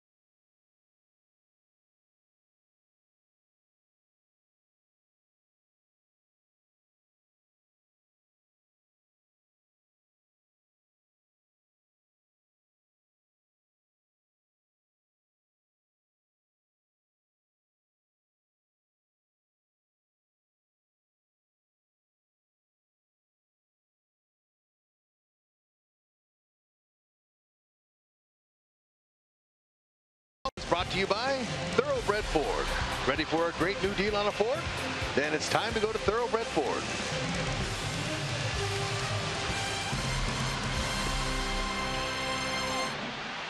4-1 Indians to the bottom of the 6th inning. And our Sonic Slam inning contestant, we believe, is here tonight. Pete Guion from KCMO. If the Royals hit a home run out of the park in this inning, Pete wins $1,100. If the Royals hit a grand slam out of the park, Pete wins $25,000 from Sonic and the Royals. Pete believes he's going to win $25,000. He snuck a note up here to the broadcast booth and he said, "I'm going to win $25K tonight." And he is on the edge of his seat. There he is. All right, he is really into it, and I don't blame him. First time we've ever had a Sonic Slam contestant. What was that little hand move there that he did? I don't know, but he was whistling at the Royals earlier in between innings, trying to stir him up a little. Mondesi, Burns, Merrifield, if anybody gets on. Hosmer, Morales. Kipnis takes care of Mondesi. He's 0 for 2. Torres. He's already sweating it out. Yes. I don't want to tell him what his odds are. But he's into it. Typical Royals fan fashion. Dan Otero, and tonight is the 2-year anniversary of the Royals wild card win over the A's. The losing pitcher in that game was Dan Otero. He pitched a scoreless 11th inning. And then in the 12th, and remember, Oakland had scored a run in the top of the 12th. Alberto Callaspo, the former Royal, drove in a run. And then Otero gave up the triple to Hosmer with 1 out. And Cologne's infield hit to score Hosmer that tied it. And then Fernando Abad came on, followed by Jason Hamill, and it was Jason Hamill who gave up the base hit to Salvador Perez.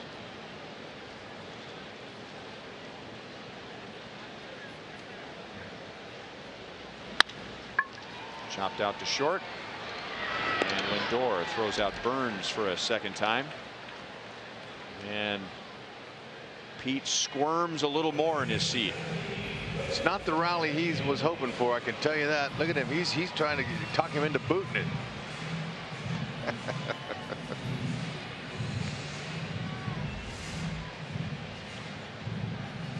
I hope he didn't bet somebody $25,000 that he was going to win $25,000. Oh. Because he looks about 10 years older now than he did when the inning started. He was so confident. Look at him. Cursing the fates and cheering on the Royals at the same time. Come on, Whitley. Just give him a little bit of hope. Fair ball. Inning over. It's okay.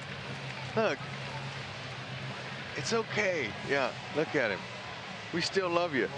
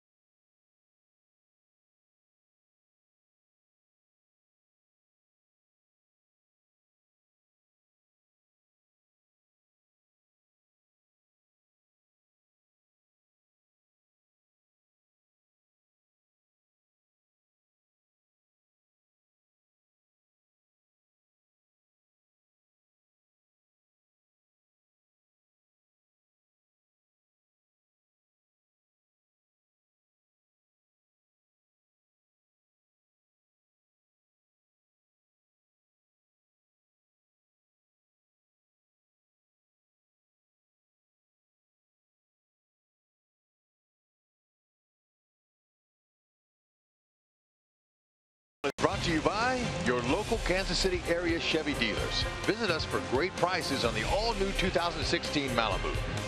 By Panera Bread, food as it should be, with 24 Kansas City metro locations. And by Academy Sports and Outdoors, right stuff, low price, every day.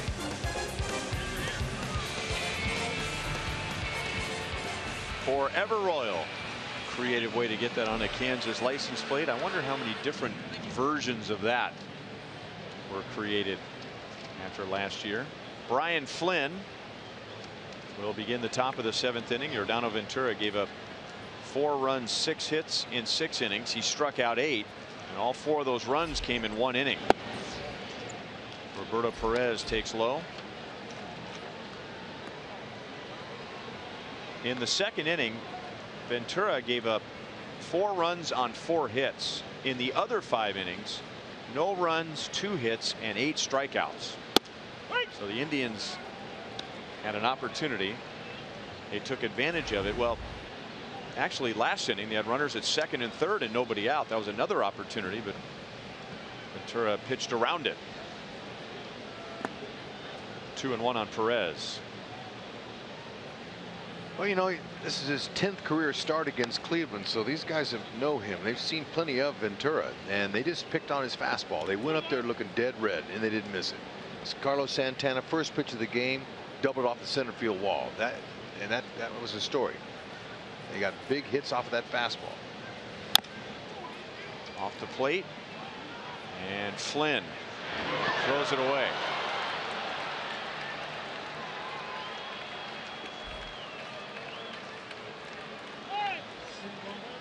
It is a base hit and an error.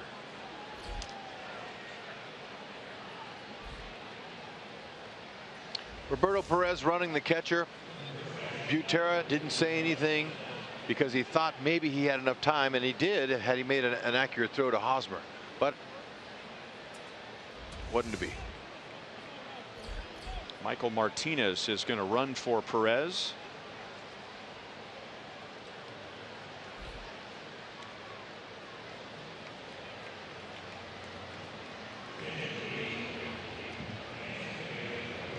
Now Flynn will get Carlos Santana as a right-hand batter.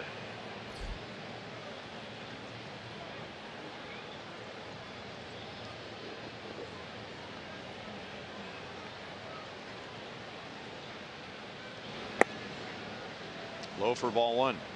Santana doubled in his first at bat, and then he hit a 2-run triple and scored in his second at bat. 2 years ago, he had 5 home runs in 1 series here at Kauffman Stadium.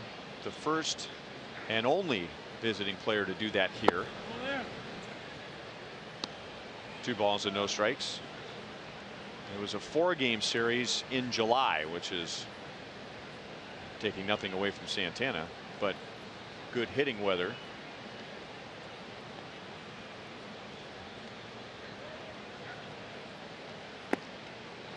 Way out in front. 2-1. Flynn doing a nice job burying that slider. Sets it up with a fastball. Go 93, 94.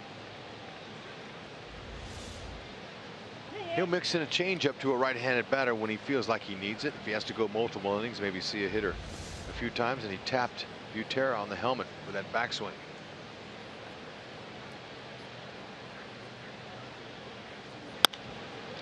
Base hit left field. So he's a home run shy of hitting for the cycle. And the Indians have runners at the corners with nobody out.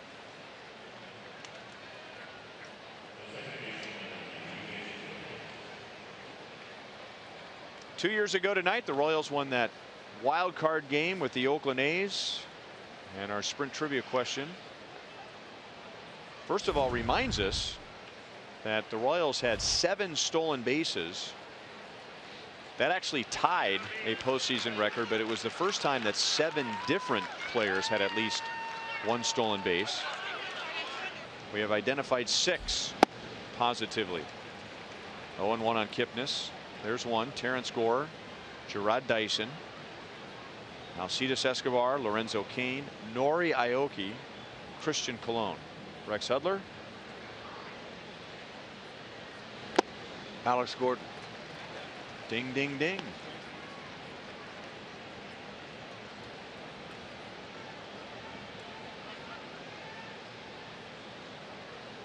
Well done. You nailed them all. Kipnis strikes out for a third time.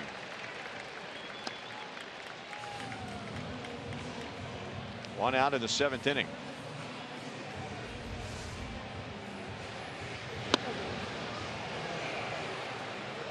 High slider. And you know, is that the slider that Monty was talking about the other night? That it was so bad that it was good? It might look like it might have backed up a little. Yeah. But I think that the Kipnis was a little surprised. Maybe it's because he hadn't struck out 3 times in a game, or maybe it was a little bit on that pitch he was surprised with. It looked like maybe that Kipnis recognized the spin, but it didn't break like he thought it was, and then at the last moment he realized, man, I better swing. Yeah, they call that a backup slider. Sometimes that spin they put on, it'll just catch a pocket and go the other way. It'll not break much at all. Let's see where the target is. Yeah, we'll show you regular speed here. Watch this pitch. Target's down and away.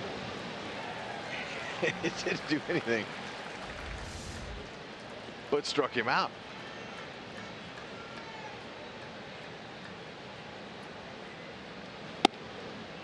High to Lindor, 3 balls, no strikes. That Alex Gordon choice, by the way, was out of left field. Literally. Pun intended? Yes. Okay. Because I was desperate, and I didn't think you'd said Eske. Eske was going to be my choice. And when you said Escobar, I went, oh no, that's going to put me on the spot. Oh. Into the corner, off the foul pole. And Francisco Lindor, who was a major league worst 0 for his last 27 when the game began, has reached 4 times. A walk, a double to end that streak. He was hit by a pitch in the 5th, and now he hits a 3-run home run.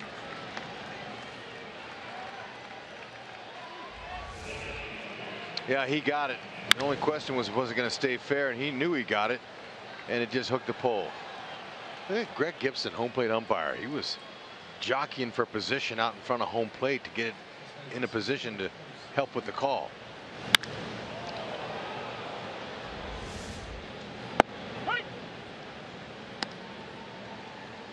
And now Francisco Lindor, in his career against the Royals, he has 28 RBIs in 27 games.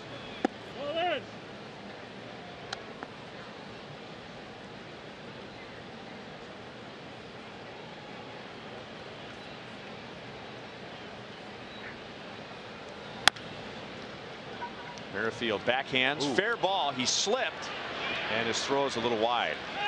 It's a dangerous way to slip when his body is in that position.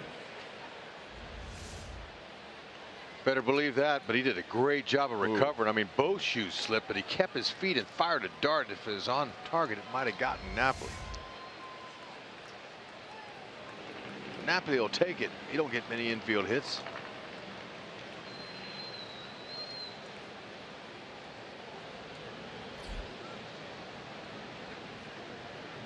Jose Ramirez bats from the right side. He had 2 hits against Ventura, an RBI single in the 3rd and a double in the 6th.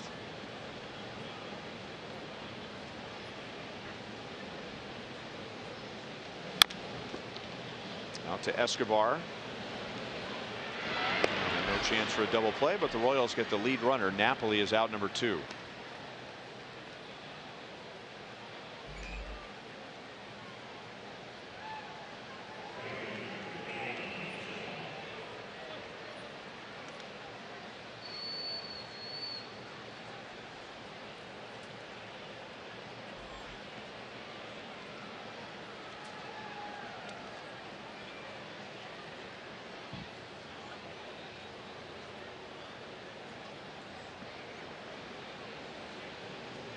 Lonnie Chisenhall with the runner at first, 2 down.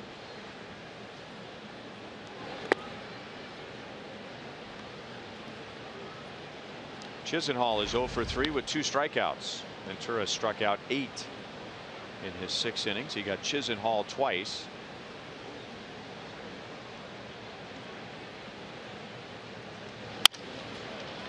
Broken bat and a foul ball, and it's 1 ball, 1 strike. This is Brian Flynn's 36th appearance, and numbers are good. 2.19 ERA, 187 opponent's batting average. And this is just the 2nd time all year he's allowed more than 2 runs. No, he's had an excellent season, and it's going to happen. You pitch at this level, you're going to get hit. I don't care how good you are. Clayton Kershaw, he's got an ERA. He's been touched up in the postseason too. The last few he's been in, he's had a tough time succeeding. It's very difficult. But this kid, Brian Flynn, I'm sure they got plans for him for next year as well. Good, hard stuff. Buries a slider. His splits, righties and lefties, have been awesome.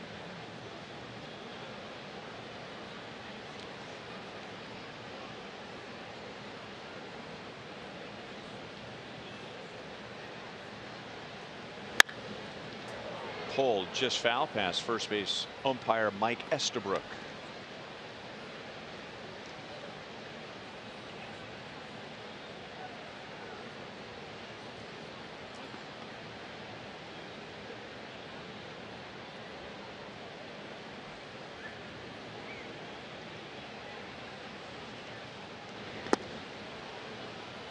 All right, we're going to pull up the splits for you and show you. Any manager sees that in this is his 36th game, is going to say, I'll take him. Both sides under 200. Impressive. Little pop up. Mondesi wants it, and that's the inning. But the Indians turn a 3-run game into a 6-run game as Francisco Lindor hits a 3-run home run. And Cleveland leads 7-1.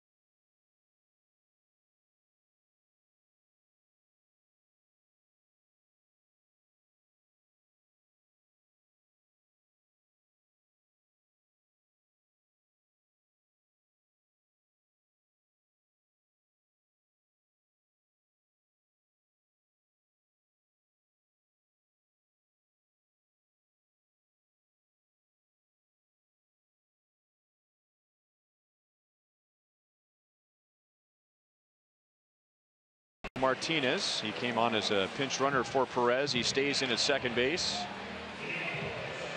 Yan Gomes is behind the plate. Yeah, he got activated. He was done for the year. No. Today, before the game, they activated him. Yeah. But when we found out last week that he had been hit in a minor league rehab game and broke his wrist, word was he was done for the year. I agree. I remember seeing it. Quick healer. So he's back just in time to get some reps. I would imagine this weekend we'll see him, and depending on how he recovers from this game here, get him some reps going. Abraham Almonte in right. So Kipnis is out of the game. So is Chisenhall. Roll out. First game for Yan Gomes since July 17th. And that was his first injury. He fell awkwardly on his shoulder running the bases in Minnesota.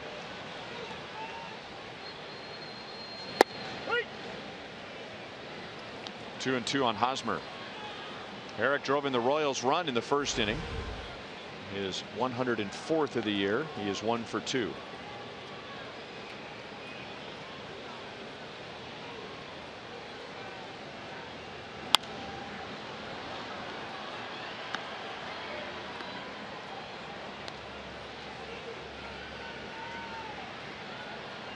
Second inning for Dan Otero. And between Otero and Ryan Merritt, Cleveland pitching has set down the last 16 Royals hitters. And a strikeout and a pitch away.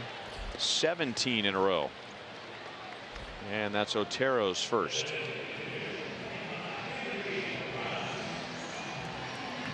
Vote for the Royals Player of the Month at one of the 7 Rally House locations in the KC metro area.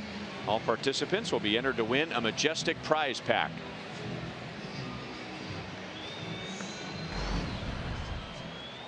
I think Morales probably have a shot at this award, huh? That award you just read. It is his last chance to establish a new Royals record for RBIs in September. He has tied Al Cowens in 77 and Jeff King in 97 with 30. Dan Otero, he's looking good tonight. Now, there's not much sink to that ball there. He's a sinker baller. But those last two to Morales are pretty straight. 86 to 92 with that fastball, slider, and occasional changeups. Whoa. Went right through him. Royals fans, save big with an exclusive fan appreciation sale this weekend on all Royals fan gear, locations within Kauffman Stadium. The sale will run through Sunday. Most merchandise will be 30% off, including Royals caps, t-shirts, jackets, and more. So be sure to purchase tickets now at Royals.com to watch your boys in blue one last time and get all the best Royals merchandise at the lowest prices as we salute the best fans in baseball.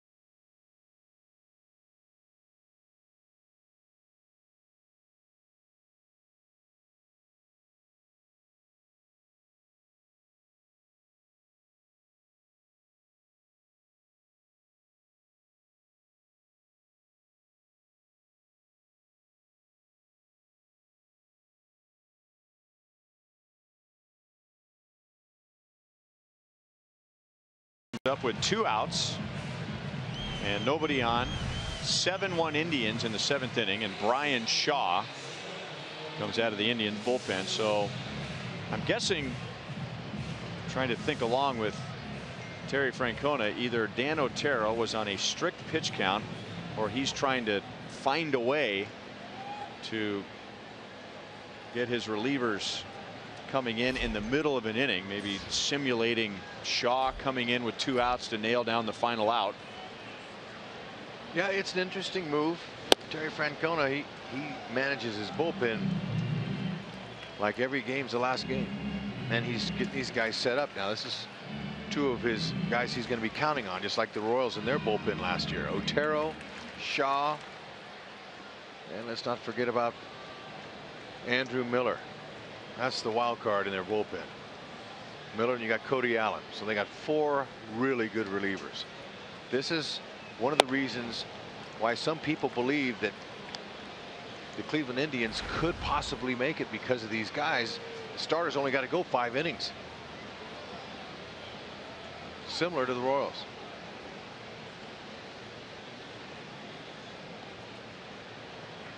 Shaw, a lot of cutters. Firm too. He's tough to pick up.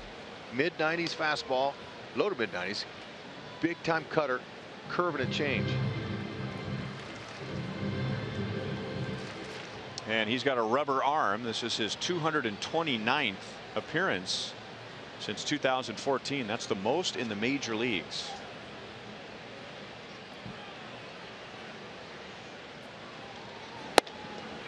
And he strikes out Orlando. It's a good thing he got Otero out of there, because Paulo was going to take him deep. How about a hit?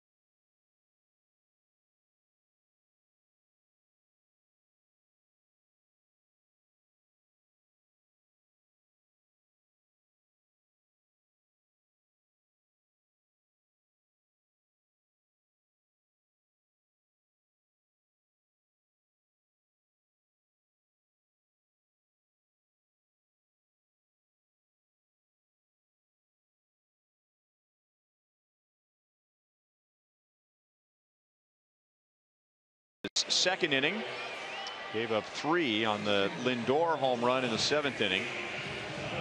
And now Ned Yost makes some defensive changes. Whit Merrifield shifts from third base over to second.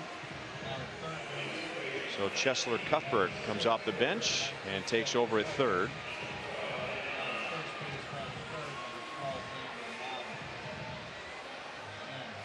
Raul Mondesi, who started at second base, is at shortstop, and Daniel Nava is at first.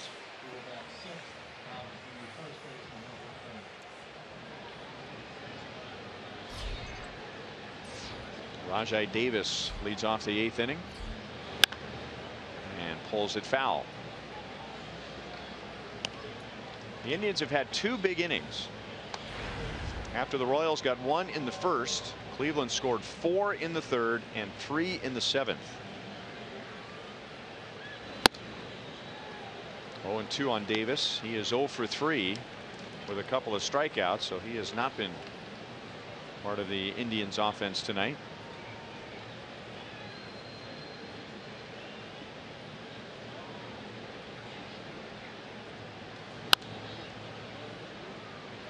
Brian Flynn, 6'7", 255.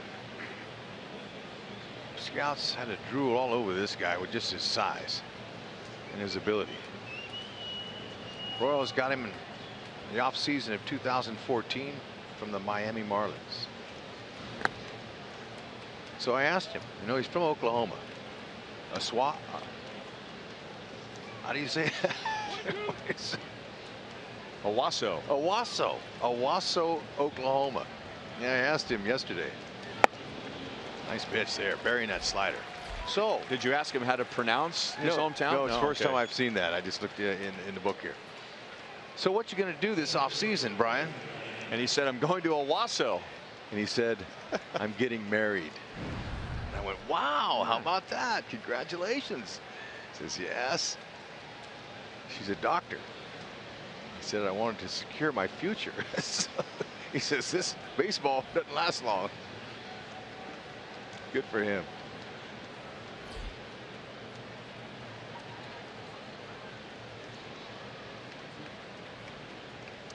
Brandon Geyer is batting for Tyler Naquin. Geyer had a walk-off hit against the Royals when they were in Cleveland on the last road trip. We showed you that Flynn was drafted by the Tigers in 2001. That was out of Wichita State.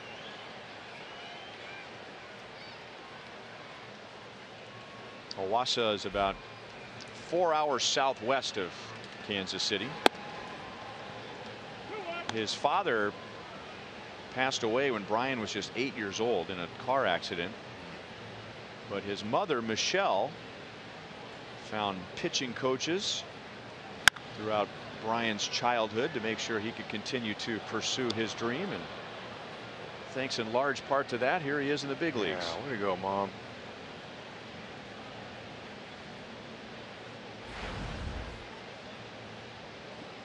Got his first big league win with the Royals this year, back on May the 18th against the Red Sox.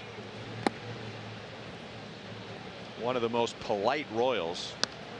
I mean, you go into the clubhouse and he's sitting in his chair, maybe reading a book or listening to some music, and come over and say hello. And it's not impolite to go over and talk to one of the players and they sit in their chair. I mean, we're in their territory, we're on their turf.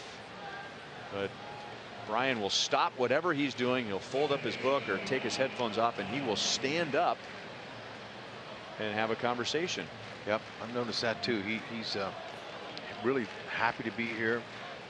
Thrilled to be in a Royals uniform close to home. That's letting him go a couple of innings here.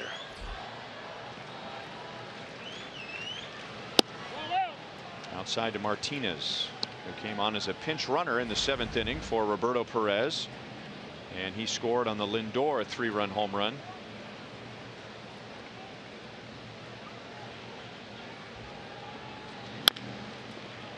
To Cuthbert, out at second, and no double play. 2 down. Let's go to Joel. All right, let's take a look at that wild card scoreboard, our Panera look around the league. And really, guys, just about everybody that's needing to win is winning. Baltimore up.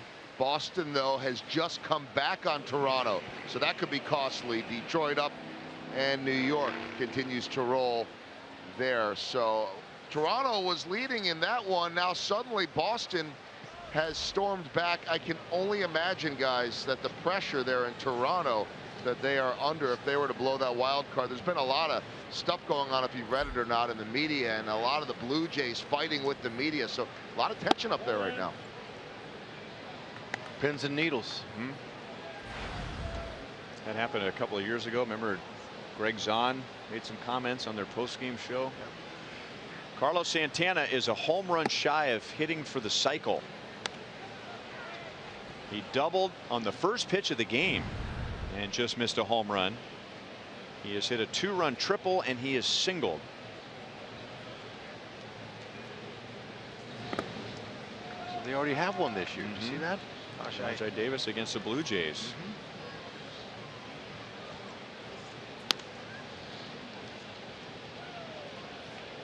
3-0. I bet he's swinging. Rajai Davis was rare in that his was in reverse order. There's a strike. It's just the 6th time in Major League history that someone is hit for the cycle in reverse order. First he hit the home run, then the triple, then the double, and so he was down to a single and he got it. Wow, that is impressive. Anytime you do it, didn't matter what order, did you do it in order?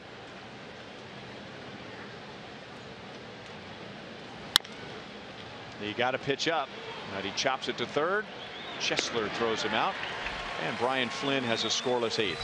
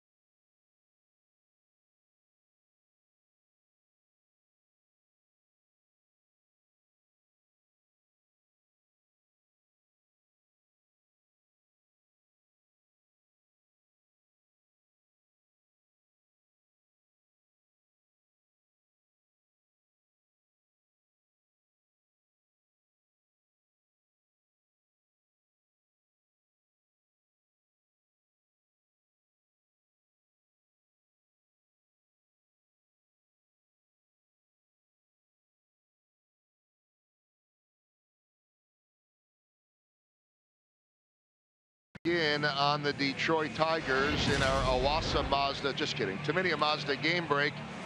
And you know, their backs are against the wall, so who's going to lead them? Miguel Cabrera. 37 and 38 on the year. And guys, speaking of 38, that Red Sox comeback was a 4-run 7th inning, topped by David Ortiz's 38th home run of the year. It is tightening up. Buckle in for a final couple of days, and who knows what's going to happen, but still very competitive in both wild card races. Daniel Nava takes outside from Brian Shaw. So there are the updated wild card standings.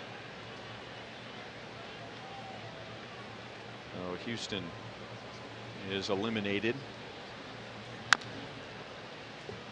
That's a surprise.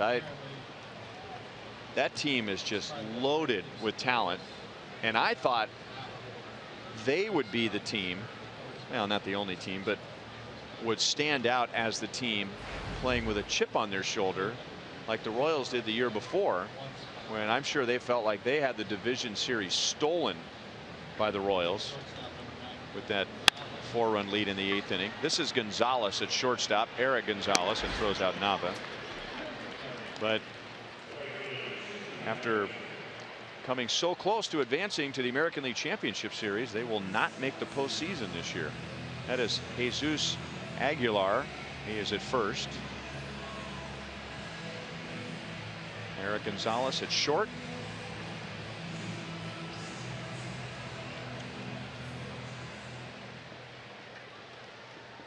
Carlos Santana is out of the game. Just missing a chance to hit for the cycle. He needed a home run. You say just missing. Well, he's hit 34. Holtze looked it up. My goodness. Rex Hudler. 6 times in your career you were a triple shy of hitting for the cycle. No way. I don't know if I believe that. I knew there might have been 1 or 2, but 6? 6 times. And you were fast, man. We already chronicled my triple career. Wasn't pretty. Well, how many did I have? 8? That's embarrassing. That's it? Yeah. I can't believe that. Oh, sorry, I had 10. Oh well. But you could fly, right? I mean, fly? Well, I was a decent runner, but well, you got to hit the ball, Rhino. You can't throw it out there, okay? You got to be able to hit it out there first of all. Well, I mean, but you strike me as the kind of guy that would always be trying to turn a double into a triple. Well, I did those very few I hit. I had to scrap and claw to get them. I mean, first-round pick and a full ride to Notre Dame to play football. I mean, that's some serious wheels. Well, just had a hard time hitting the ball, Rhino. It's tough. It is not easy.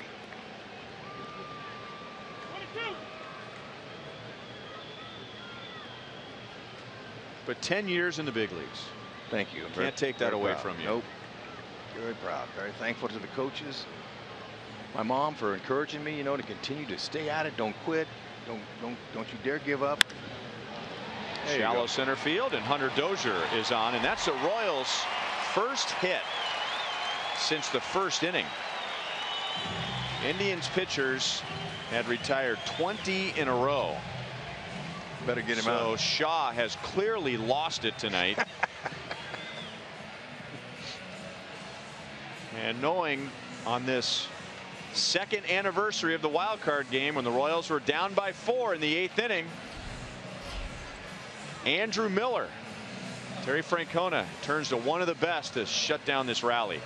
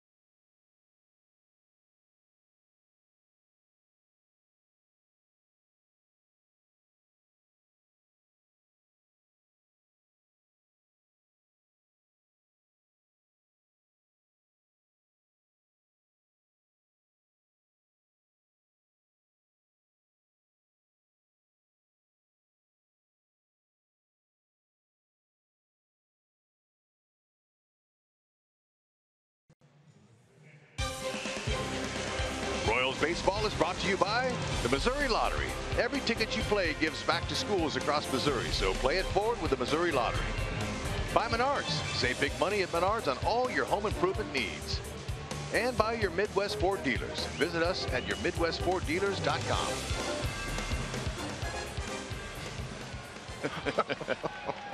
It's okay. It really is. That fan wanted to see Brian Shaw finish this inning, but instead he's going to see Andrew Miller. Now, of course, I tease Terry Francona is one of the best managers in baseball, but I would be curious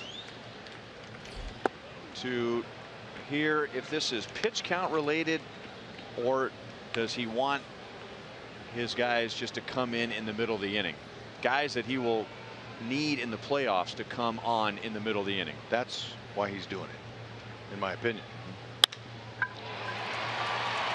Butera into the right field corner. Dozier to third. Butera to third. Drew Butera with an RBI triple to make it 7-2.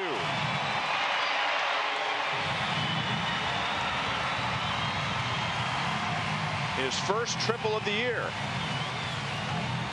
He earned it. Great shot down the right field line off one of the best left-handers in the game. That ball stayed up. Butera went with it and got stuck down there underneath that wall, and that helped him. That gave him a little bit more time. Now making 15 of his 33 hits this year for extra bases. Way to go. Drew Butera filling up the zeros in his stat line column. His last triple was in May of 2014.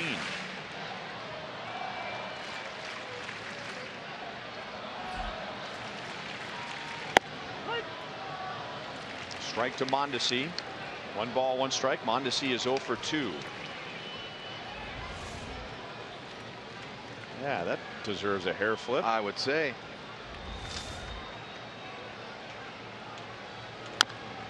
Came up and got Mondesi. Yeah, it did.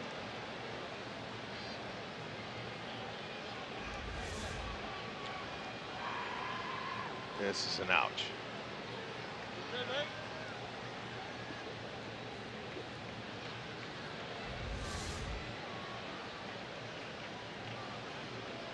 Replay tells it all.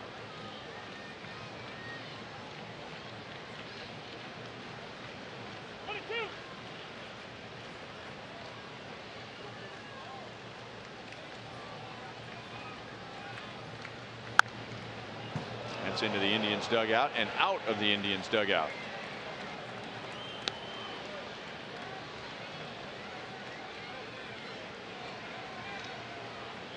Those are all sunflower seeds out in front of their dugout, in case you wonder what was on the ground. Terry Francona is saying, all right, that's an ugly finder. Who did find? Stopped by Gomes. He had trouble finding it for a moment. 2 balls, 2 strikes.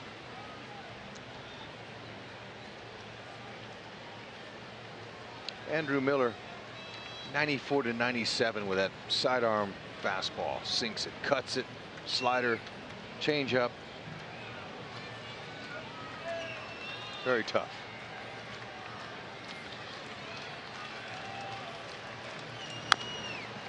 And again, it came up and got him.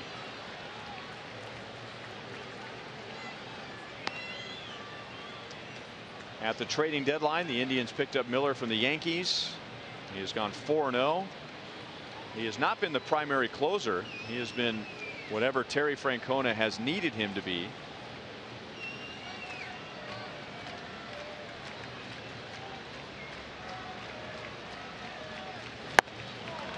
Slider strikes out Mondesi, and that's the 2nd out.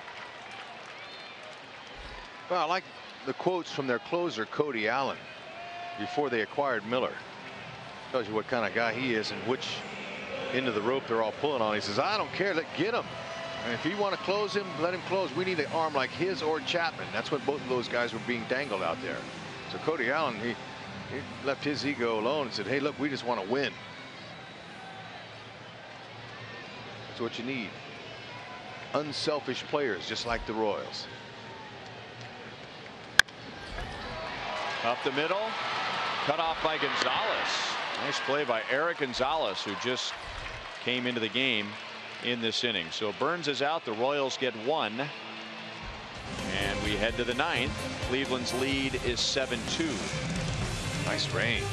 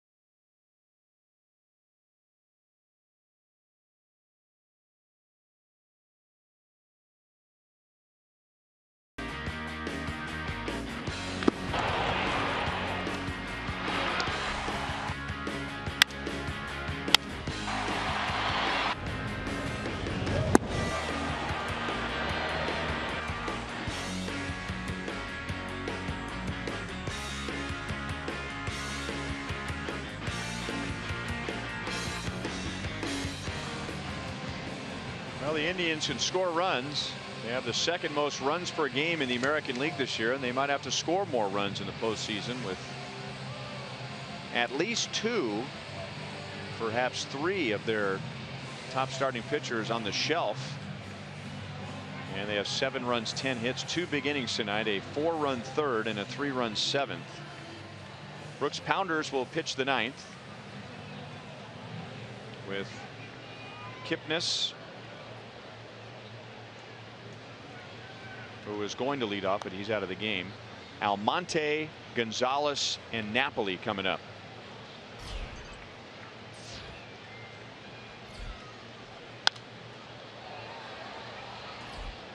First at bat for Almonte. He came on in the 7th inning.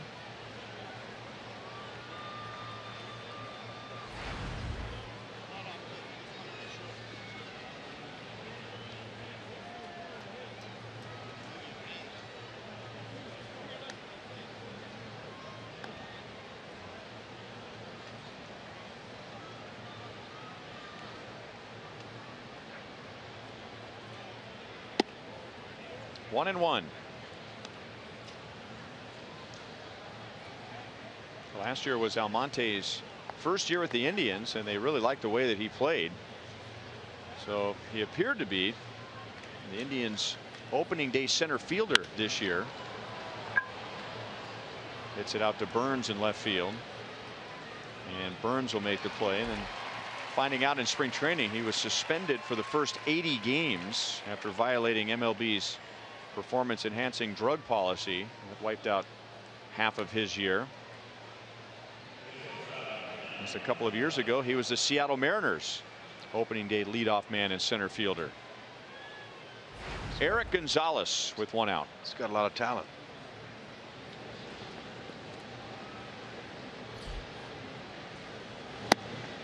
Gonzalez just made a nice play defensively for the final out of the bottom of the 8th. Showing some nice range, but Lindor's ahead of him.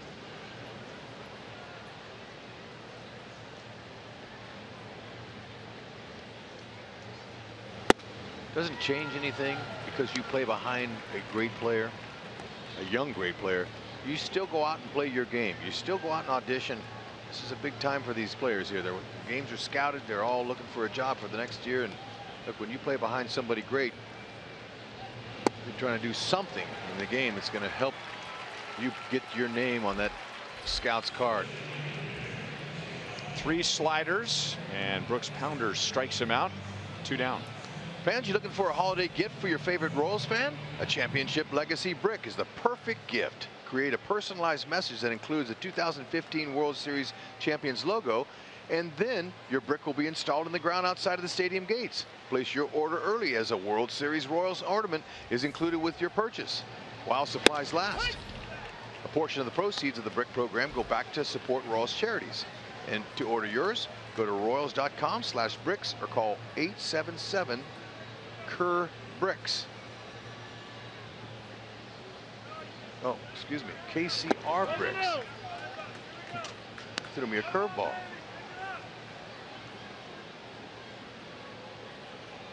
Told you how hard it was to hit, but it's a little easier to read, but I mixed it up. Sorry about that, but hey, portion of the proceeds are going to Royals charities, and I see people outside looking at those bricks all the time.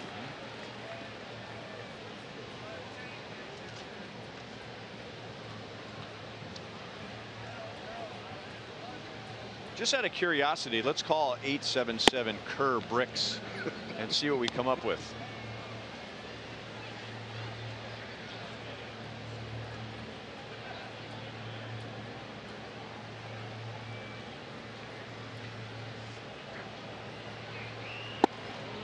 Three and 2 on Napoli.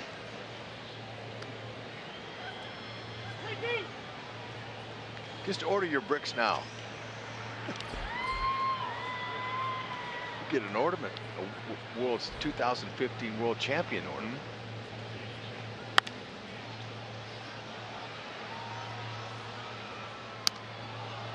Still 3 and 2 on Napoli. Cody Allen is ready to go in the Indians bullpen. So looking at what Terry Francona has done tonight, I mean, he's he is ignoring the scoreboard. To deep right field. Ooh. Dozier at the fence, tracks it down.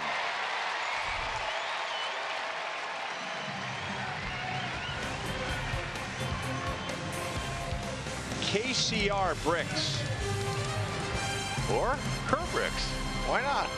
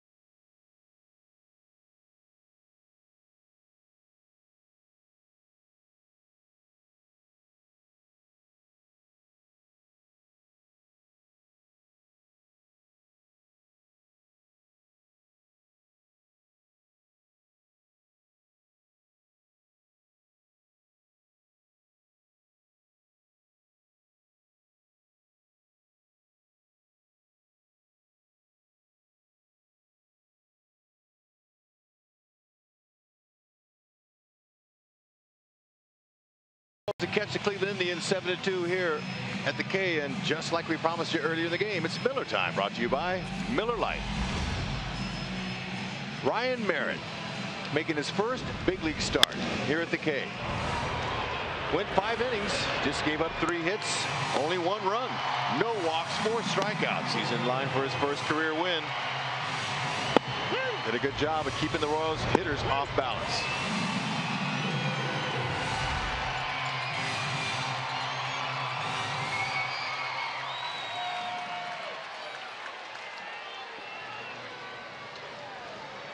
So Cody Allen comes on in a 5-run game. Whit Merrifield leads off and takes outside.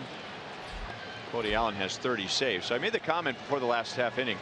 It appears that Terry Francona is just ignoring the scoreboard, and in his mind he's going to treat this game like it's a 1 or 2 run game. A simulated close game with his starter going 5, Dan Otero an inning and 2/3, Shaw coming on in the middle of the inning, Miller coming on in the middle of the inning, and then Allen coming on for what would be a save. Well, we know he's a world championship manager, and that's exactly what he's doing. He's pretending, at least with the back of his bullpen.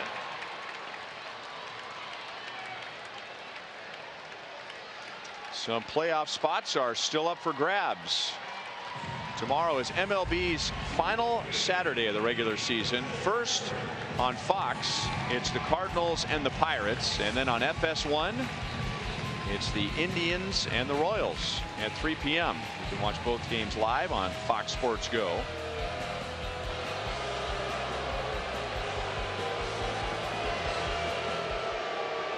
Cheslor Cuthbert takes down an away ball 1. Steve Physiak will have the game on FS1 tomorrow with C.J. Nitkowski.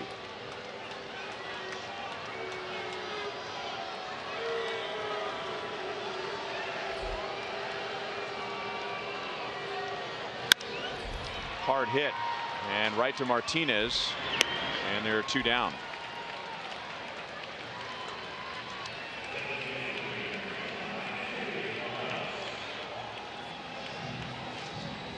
Coming up after the game, Boulevard Royals Live with Joel and Monty, as Kendrys Morales has his last shot to establish a new record.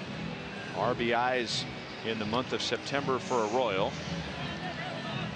at 30. That's tied for the record.